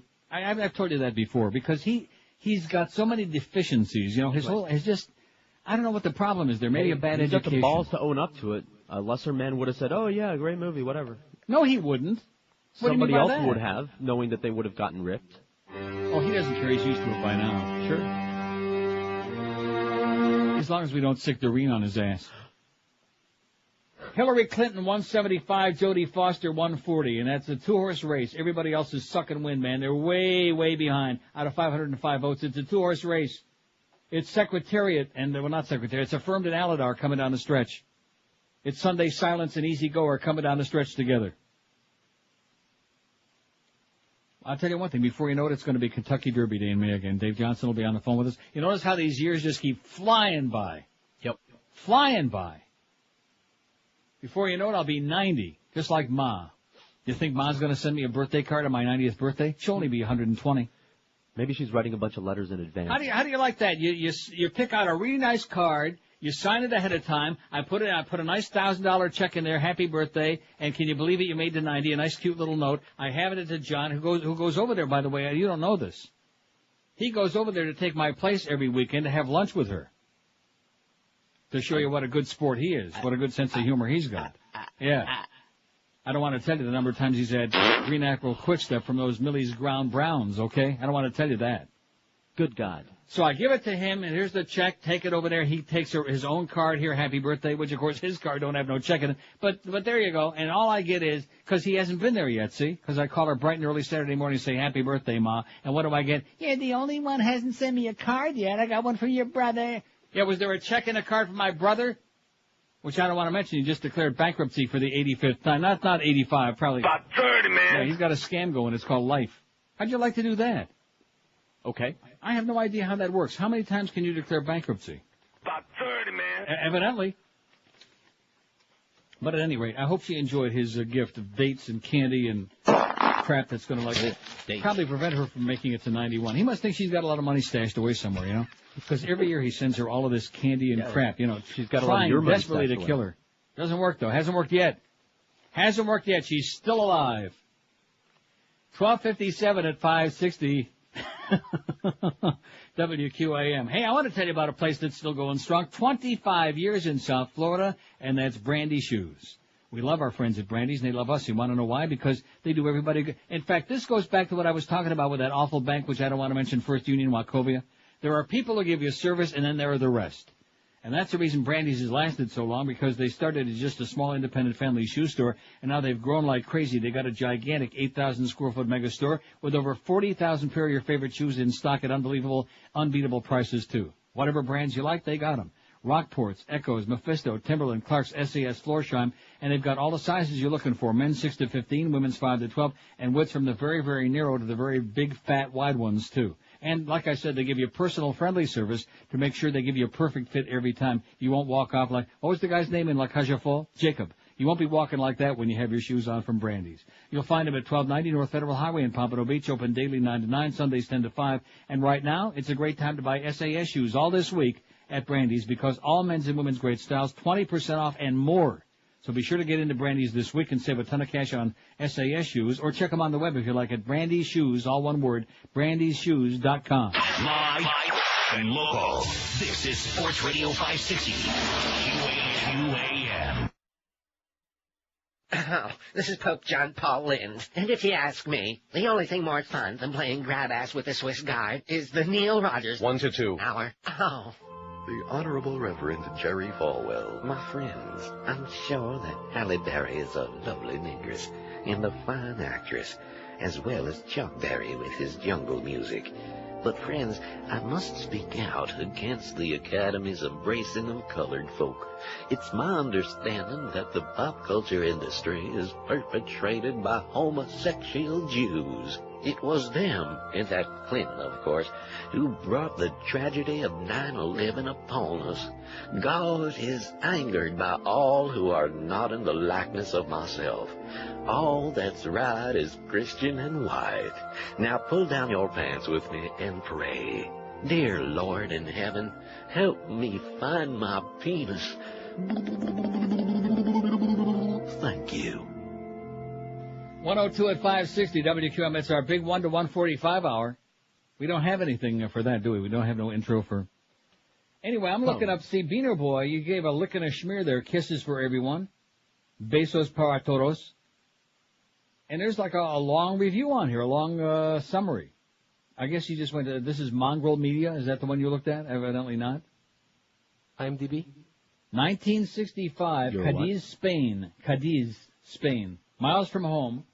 Ramon, Alfonso, and Nicholas share both their apartment and their commitment to graduate from medical school. And it goes on and on and on about how they're all getting laid and wanting to get laid and et cetera and so on. It's a cute movie.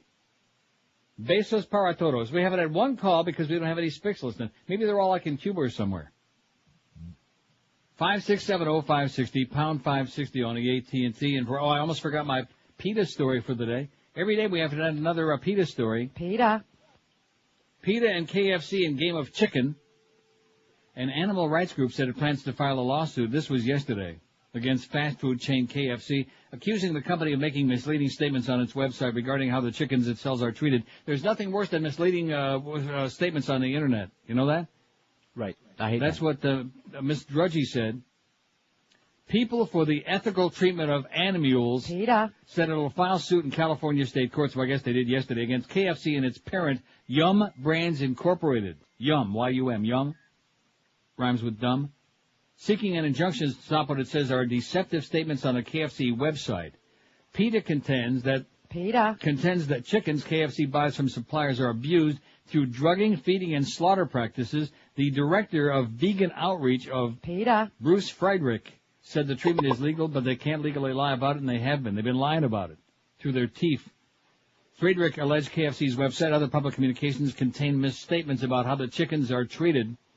The claims on the website are transparently absurd, he said. We've tried writing letters to explain to them what is on their website is laughably, obviously wrong, and they've ignored us. Spokespeople for KFC and Yum could not be reached for comment.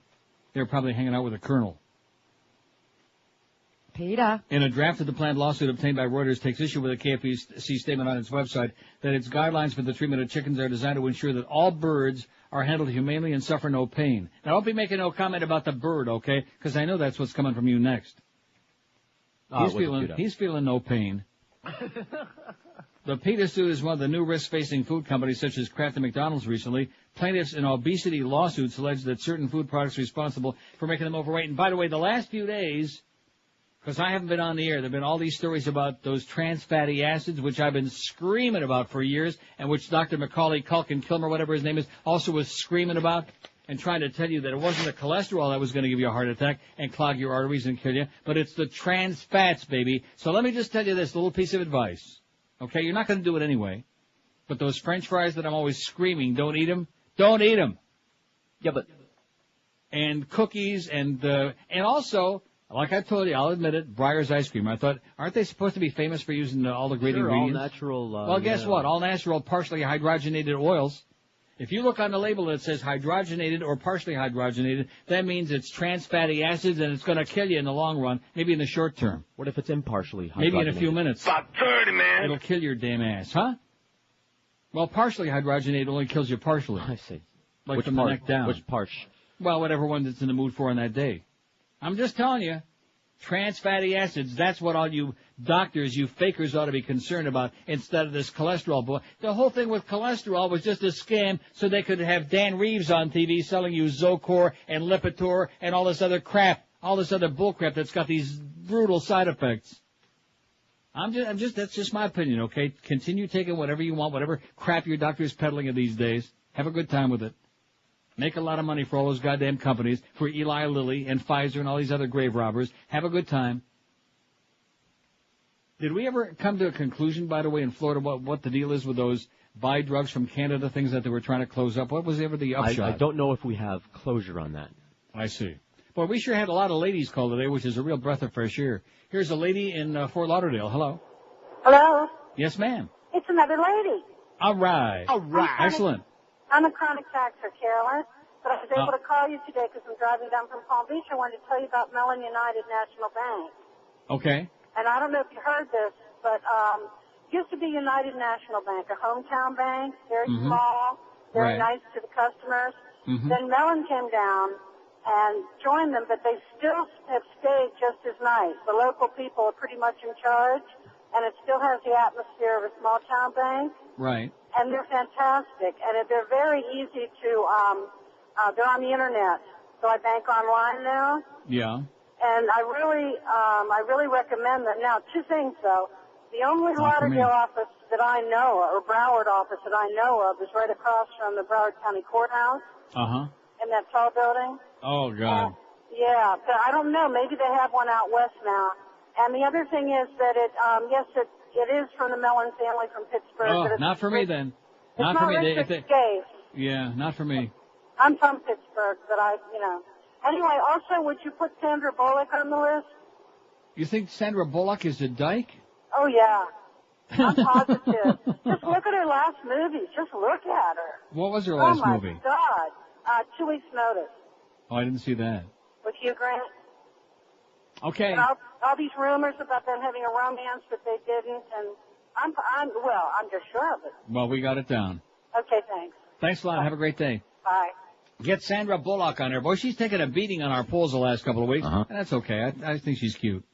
Yeah, she is. And quite frankly, I don't care whether she's a dyke or why should an old fag like me care whether she... I mean, what difference does it make anyway what we think? We're not going to get to know any of these people. What difference does it make? Right, we're not going to do them anyway. Right, like Matt Damon. Am I going to do Matt Damon? No. Am I going to meet Matt Damon? No. Am I going to, like, touch it? No, of course not. You know, I mean, he's pretty good. I'll tell you, Bourne Identity, you'd be really proud.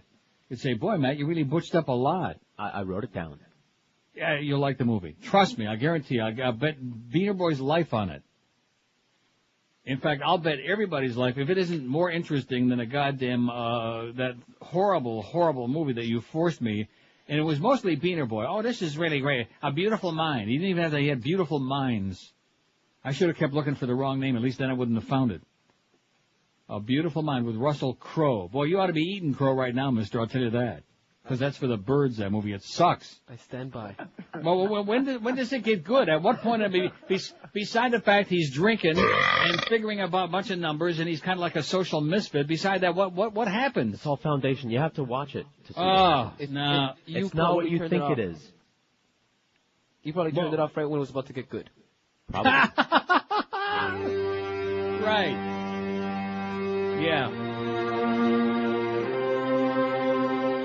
Yeah, you probably left just about when it was ready to get hard. See, what you don't know yet watching that movie Yeah. is that he's crazy. Yeah. And no, what I do starts know is I had to be coming out. crazy to buy it and then to watch it. I know I was crazy. But it was based on a real guy, though, on some mathematician, Who's still alive and teaching class up in wherever it is, Berkeley or something. Yeah. Wow. It's crazy. I bet you Sarah Goldfarb's a lot more entertaining than he'll ever be. Nice talk up, Neil. Thank you. That was beautiful. God, I got like a little twinge in my groin when that happened. Yeah, little twinge.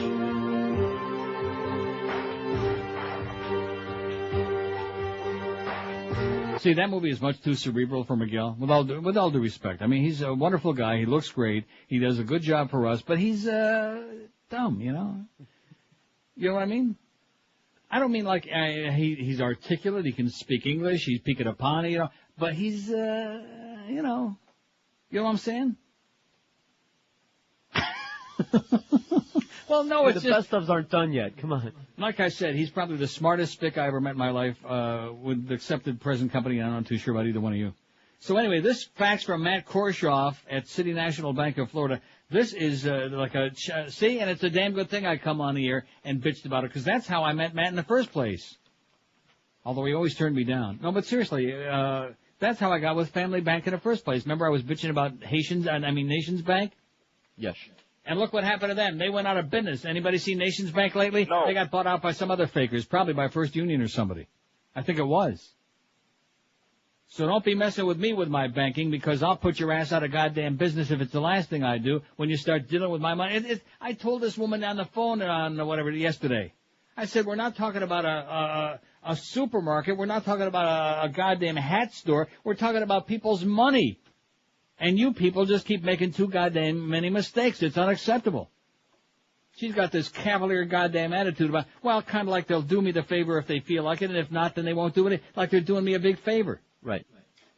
You can't extend a privilege to a customer and then all of a sudden say, oh, well, we're not going to do that for you anymore. We changed our mind. You see what I'm saying? Mm-hmm. You can't expect to keep customers by doing that. It would be like us saying, well, you know, we used to do a pretty entertaining show for the audience out there, but we're not going to do that anymore. We're going to play like Beethoven 4 hours every day. Let's give it a shot. Or let's just play that all day, every day. I like that a lot. Don't forget we got the Marlins and the Cubs. Now, don't go running away because we got a ball game coming up, okay? I know a lot of you like to play that game because you want but the way the Marlins have been playing lately, and we got Darnell, whatever his name is. What is his name? Dontrell Willis. The talk of America. He's going to be pitching against the Cubs in Wrigley Field. 1:45 the pregame, and the game at 2:20 this afternoon with Harry Carey and Steve Stone. Is there any more? Don't let me forget on Thursday, because it's a long way off when you get to be this old. Who knows if I'm going to make it. But when I do the crossover with Pharrell, I want to ask him, because I know he won't BS me. Is there a more boring baseball announcer than Dave Van Boring on the Marlins? See, that's one of the problems. That's one of the reasons they have nobody out there, is because there's nobody to whip up any enthusiasm. I say let's get Pharrell to do the play-by-play next year. There you What do go. say? He's looking for some extra money. Yeah. I mean, he can do the Panthers. He can do the freaking Marlins. Look at that. It's an effing home run, man. I can just hear it now. Probably lose the license in this middle of the second inning, but it'll be great. They'll get some people out there, just like Harry Carey got us all to be Cub fans. That's what, like Bob Prince made all the people Pirate fans, like Rick Weaver with his white hankies and his schmatas and his bad aroma. Too bad we got what we got now. Papajenko, look what we got. Absolutely. 114 at 560 WQM. If you're working for peanuts, if your job is taking you nowhere fast, if you don't even have to worry about your paycheck clearing because it's so small, it doesn't really make much difference. Maybe college is too expensive for you to get training for a new job and just takes too long. You don't have all that time. Well, here's the deal. If you can afford just $10 a month to commit yourself to 3 nights a week for 4 months, our friends at Fast Train can help you change your life and get yourself into a new, high-paying computer career. That's right, $10 a month and 3 nights a week for only 4 months for individuals who qualify. So call Fast Train toll-free 1-866-FAST-TRAIN. And with 4 locations in town, in Miami, Kendall, Pembroke Pines, and Fort Lauderdale, there is bound to be one close by where you live. So call Fast Train today, toll-free at 1-866-FAST-TRAIN. You'll be talking with a trained career counselor who will help you get straightened out. Fast Train offers day, evening, and weekend schedules, job placement, hands-on training. So if you want a real career and a big fat paycheck every payday, this is the way to go. Call Fast Train toll-free at 1-866-FAST-TRAIN. Fast Train's deferred payment is valid for a year. The regular payments apply thereafter. Whether you're a high school student on summer break, somebody in an underpaid dead-end job like Beaner Boy, or just looking to increase your net worth, call Fast Train 1-866-FAST-TRAIN and get yourself on the road to a real career and a real life. If you want, you can check them out on the web at fasttrain.com. Live and local. This is Sports Radio 560. QAM. On the voice of the Toronto Maple Leafs, and you're listening to the Hockey Authority, Neil God. If anybody has opinions dissenting from our way, we'll place your name into the system as enemy of the state. Don't even bother to question, just follow und obey. Everybody's turning fascist. Yes. Fascist USA. In the act of patriotism, we're watching all of you. Everyone's under suspicion. So that's what you do. We've got information on all you mindless fools in Bush Fatherland Nation, fascist USA. You gotta hate those Jews and Clinton liberals too. Believe everything we tell you on the state-run news. You know what would be fun right now? Here's the third race from Calder with my good close friend Phil Saltzman. Wouldn't this be fun? They're all in line. Okay. Phil's not there today. And they're all. Oh, like I said, who wants to hear that? No, remember he told us he's only working like so many days a week? No. Sorry. Blood war for cornbread. Fill up your Escalade. A Reuben Cheney Bush venue. Fascist USA. We don't mind to see our jobs go. A bad economy's good.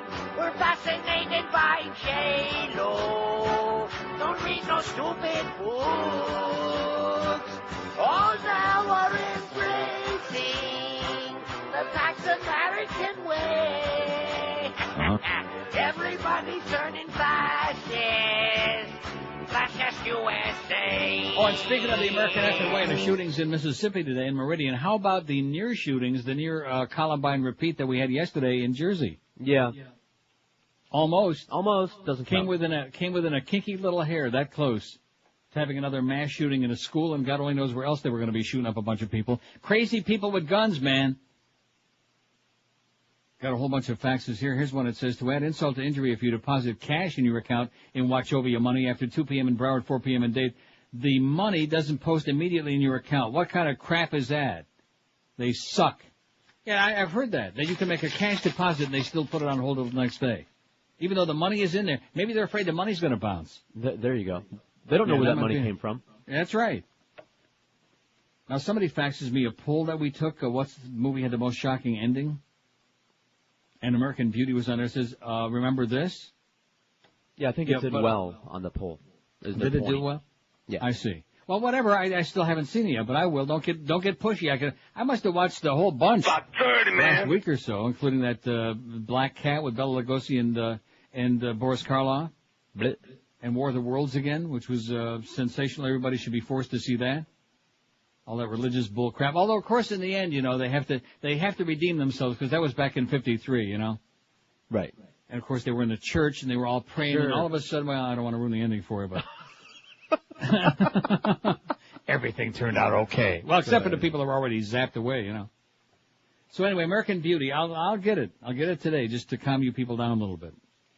Now, here's one that really, look, it's a matter of opinion. Like George and Beaner Boy both liked a lot A Beautiful Mind.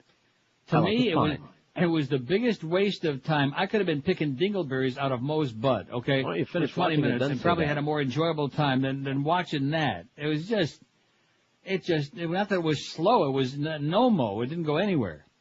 Although that's something to think about on the station, no A Moe. lot of movies are like that. That's the foundation building phase. You Too can't long, bail at that too point. long, too long. It's like too much foreplay. Some of it is okay, but about 20 hours of it might be a little bit too much. Your attention span can't be shorter than mine. Here's one. I saw Magnolia the other night on your recommendation. It says awful, just depressing. Yeah, that's one of our chronic factors anyway. I see. Well, you know what? It's the best damn movie I ever seen. Whether you didn't like it or not, tough titty, okay? I mean, how many movies are uplifting, right? A lot. Usually movies that are uplifting are corny movies, like Jimmy Stewart. Oh, It's a Wonderful Life.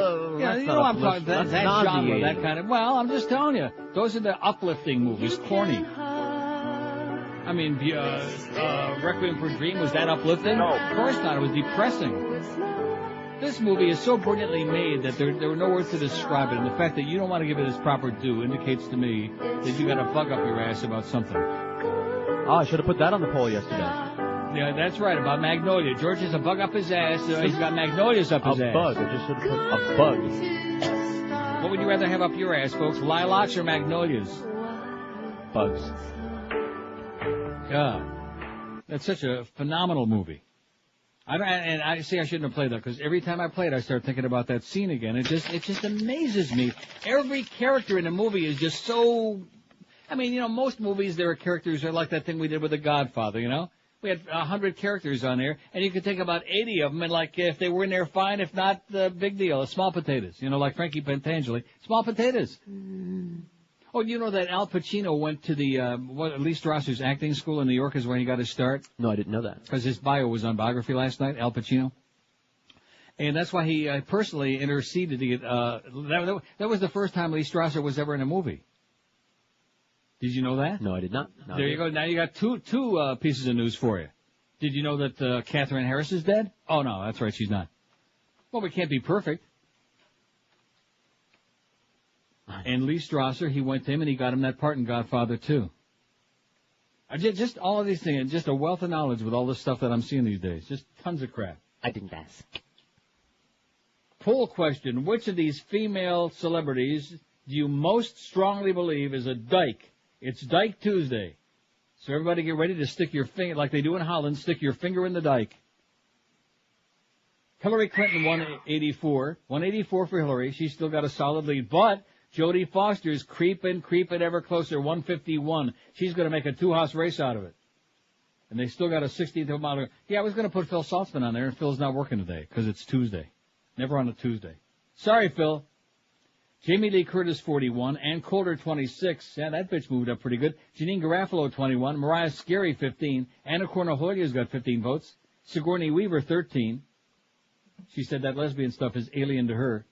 J-Lo, who says she knows alien, she's got 12. How can J-Lo only have 12 votes? What does she have to do, folks? Does she have to come out there with a big billboard? Does she have to have a sign for it? She was married to that ballet dancer, whatever that first guy was. Everybody that she's ever been associated with, went out with her, supposedly married to, was a fruitcake, okay? Is there a message here? Is there a consistent pattern here? J-Lo only 12. Britney Spears, 12. Kathy Bates, 11. Well, see, they probably figure with a big ass like that, what a waste it would be with J-Lo, you know? I mean, what are dykes going to do with a big ass like that? I know, ass to ass. Christy McNichol, 9. Janet Jackson, 8. Nicole Kidman, 7. Oprah Winfrey's got 7. She was a late addition, an our omission. And we apologize for that. Spilky's Neray's got 5. She's right on Oprah's ass. Whitney Houston, 4. Lisa Marie Presley's 4. Queen Latifah, 4. Helen Hunt, 2. Missy Elliott, I have no idea who that is, 2. Poor little Sandra Bullock, who I think is sweet. She's got 2. I think she's cute. She is cute. Damn cute. Dyke. Daisy Fuentes, 1. Hilary Swank has got 1. You ought to see it. Linda Evans, Melissa Rivers, and Downtown Julie Brown, Elizabeth LeShoe, and Sade, they have none out of 561 votes. How do you like that, Beaner boy? 561 votes. No bad. You just aren't the same today. Now, are we going to hear about what your problem was this morning? Get it, like, wipe the slate clean? I got pulled over, and... You got pulled over again? Because they had to switch my rent-a-car. They had to switch my rent-a-car. Oh, my God. Apparently they didn't switch over the tag, and they were like, I was in the backseat of the car again, and they were going to, like, they were telling the Enterprise, and nobody at Enterprise was telling them anything, and finally they said, oh, yeah, we finally got a call. They switched the car, but they forgot to switch over the license plate. So, yeah.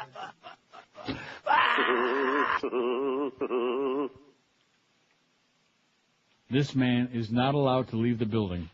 Well, let's build him. We can find someplace in there, like in a kitchen.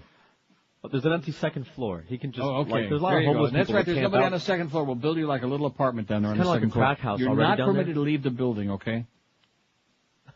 Because allowing you on the outside is dangerous. You're laughing. This is a man who cannot be allowed to drive, to walk, to be on the loose. No. Man. Anyway, I still love that movie. I don't care what anybody says. If you're depressed, too bad. Hey, you're in South Florida. Anything had to be more entertaining than maybe that's what they're depressed about. God. And I just love Amy Mann, okay? I don't care what anybody says. I love Amy Mann. Hey, you going to argue with me about that? No, I've been an Amy Mann fan for a long time. Paul Thomas Anderson is a freaking genius, okay? This man is a genius. Anybody could have made that movie and done all of these things. And Jason Robards, like I told you, just basically died on the screen, pretty damn close to it. He died right there on a freaking screen. See ya, Jason. What a great actor he was. Jason Robards is dead. Buddy Hackett is dead. Katherine Harris, I'm sorry. Buddy Epson is dead. Katherine Hepburn, that's what you mean. Katherine Hepburn is dead. Katherine Hepburn probably is with an H. That's what it was. Hey, Miss Fudge, it was Katherine Hepburn they were thinking about. Katherine with an H. Does that do it? No. Oh. Well, it's just like you folks. You don't agree with me that that's the best TV theme of all time, and you're wrong. Well, look at that. You won't believe this. You're never going to believe this in a million years. What? Where I'm sitting here in my studio, out on the window, there's like a little patio, and there are these cheesy, like, chairs, you know, the kind of like patio chairs. It just tipped over. The wind just, I mean, it didn't go over the edge of it can't do that, but it just tipped over. I guess that's got to be paying me for that Katherine Harris story. Yes. Oh, we apologize profusely, don't we? No. We're so sorry that we got sucked in. Well, we didn't really get sucked in. We just had it, and we kind of like debated, is this for real or not? And why the hell not let you know, just in case? And it got us on the Drudge Report, which is seen by how many billion people every day? About 30, man. There you go. Thanks a lot, Miss Fudge. She's packing it. We got the ball game coming up. 1:31 at 560. WQM, coming up at 1:45 with a pregame from Wrigley Field with Dave Van Boring. And the Boogster. We love the Boogster. But, Dave, are you Van Boring or what, huh? Uh-huh. Oh, man. Don't let me forget Thursday to talk about that with what's his name? With our savior and hero. The man who brought us from the depths of despair back to the top of the mountain. You'll see.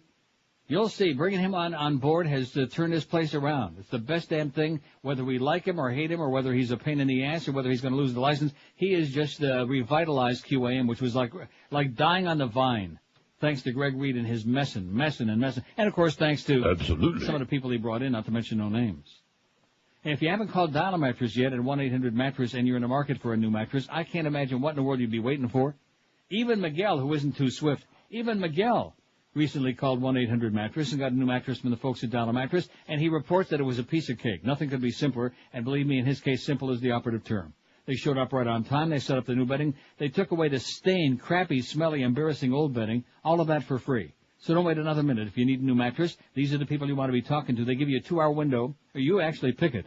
You tell them I'd like you to be here on Tuesday between noon and 2, between 2 and 4, on Friday between 5 and 7, even on holidays, weekends, whenever, and they'll be there for you, even on the evenings. Now, maybe you're thinking about one of those Swedish foam mattresses that you see in the specialty stores. Here's the good news for you.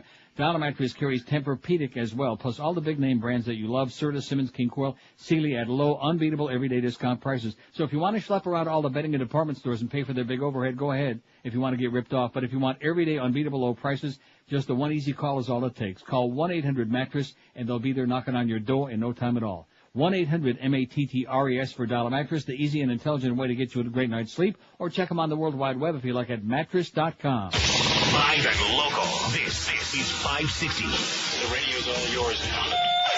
QAM. Did you see our ratings for the last book? Yeah, I know whose fault that is. Sure. Couldn't possibly be us. Watch your back, Zach, or you won't wait for more. No, no, no, no, no, no, no, no. Watch your back, Zach, or you won't wait for more. No more. I got enough I gotta think about on top of getting raped, and I don't need a rating that's a -8. Don't care what you do, long as it's understood. You gotta work a little harder on the guest you book. Or else you got to go. There's a lot of fat producers, you know. That's right. Watch your back, Zach, or you won't wait for more. No, no, no, no, no, no, no. Watch your back, Zach, or you won't wait for more. No more. Oh, brother, all that blubber I don't understand. How you can eat from a trough while using both hands. You big fat putz, you made a ratings fool. You're just like Clinton, it's all your fault. Better straighten your fat ass out. Or we'll take the food out of your mouth. That's right. Watch your back, Jack, or you won't wait for more. No, no, no, no, no, no, no. Watch your back, Jack, or you won't wait for more. No more. Listen what we say. Watch your back, Jack, or you won't wait for more. No more, no more, no more, no more. Watch your back, Jack, or you won't wait for more. No more.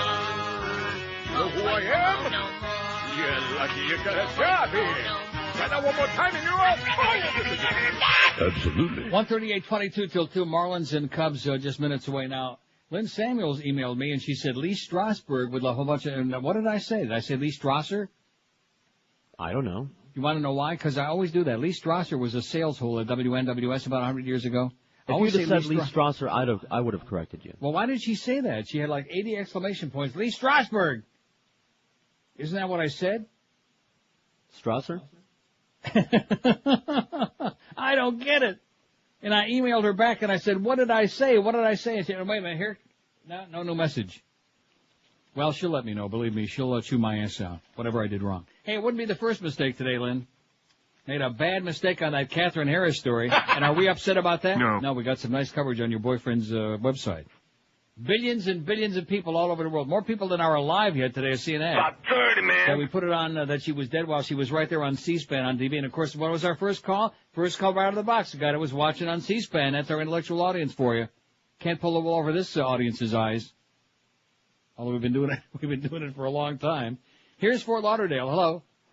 Yeah, how you doing, Neil? Pretty good, sir. That Steel Magnolia, I didn't think that was all that great of a movie. This is Reverend Jones. Yeah, Reverend Jones. Yeah. Here's Delray Beach. Hello. Yeah. Yes, sir. Yeah, my pick is Sharon Stone. Sharon Stone, you think is a dyke? Yeah. Well, you know how neat his mustache is every time you see it. So what does that tell you? But I got a couple more things. I work at a lab in Palm Beach County, and that trans fatty acid, you could make super balls out of that stuff. You couldn't kill that with a hammer. I'm telling you. Bad news. That stuff is unbelievable. Right. And I got a funny story for you. I was talking to Hank yesterday, and they want to know why there's no black guys in NASCAR. And I said because you'd have to put sirens and gumball machines on the rest of the cars to get them to drive fast. There you go.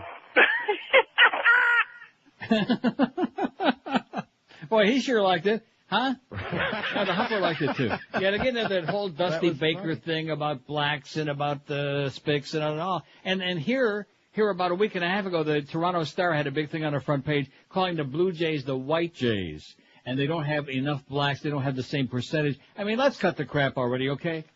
Can't we just get along? No, that would be no fun. Bino Cook. Oh, God. Football season isn't that far away, and what is the one thing we dread about football season on WQAM? Oh, look at that. Did he take the thing off of me? I beg your pardon. Miss Fudge, she took my thing off there. I had the big headline. Now it looks like it's gone. Well, my 10 minutes of fame sure didn't last too long, although a lot of other stuff has changed on here, too. Well, we had like a little flash on there. Just a little flash. 5670560, pound 560 on the AT&T and Verizon Wireless line. What's that schedule look like? We got the ball game coming up.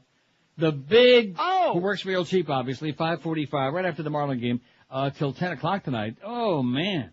That's an awful lot of the big, if you ask me, huh? Don't you think? Oh, I wouldn't know. He talks that Spanglish baby talk. You know what I'm talking about? I never hear that. Pensamiento positivo, Ramon. Right. Hola.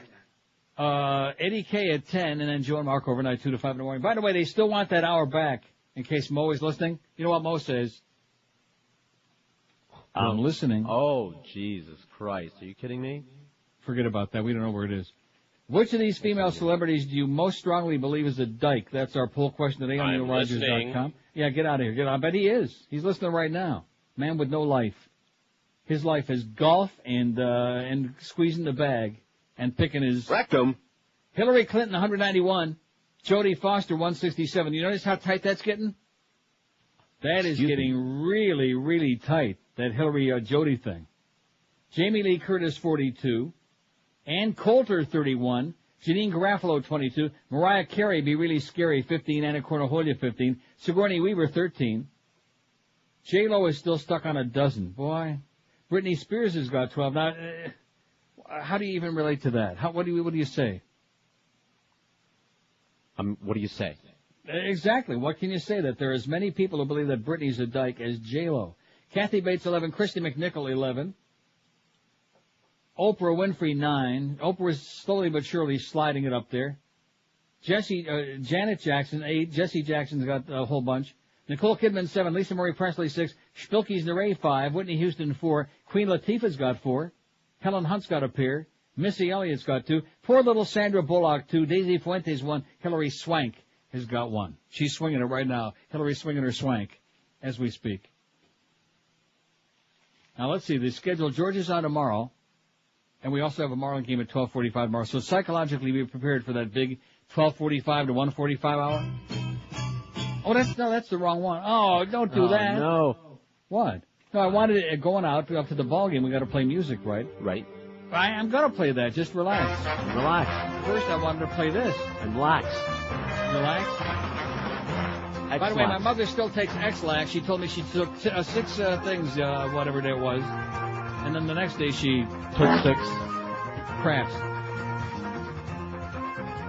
In fact, I'm going to be giving out the information. I can email my mom and get all the latest updates on her bowel movements.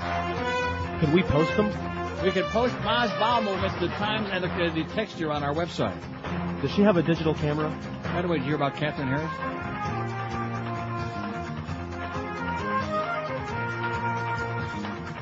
Be watching for Millie's Crack Cam coming soon to a website near you. Put that train spotting to shame.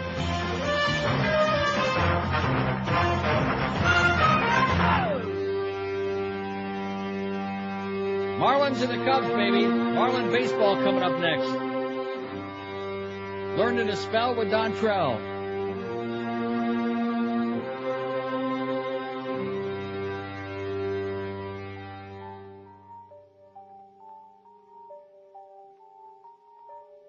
I'm listening. Absolutely. All the crap you can unwrap, all the slime, all the time.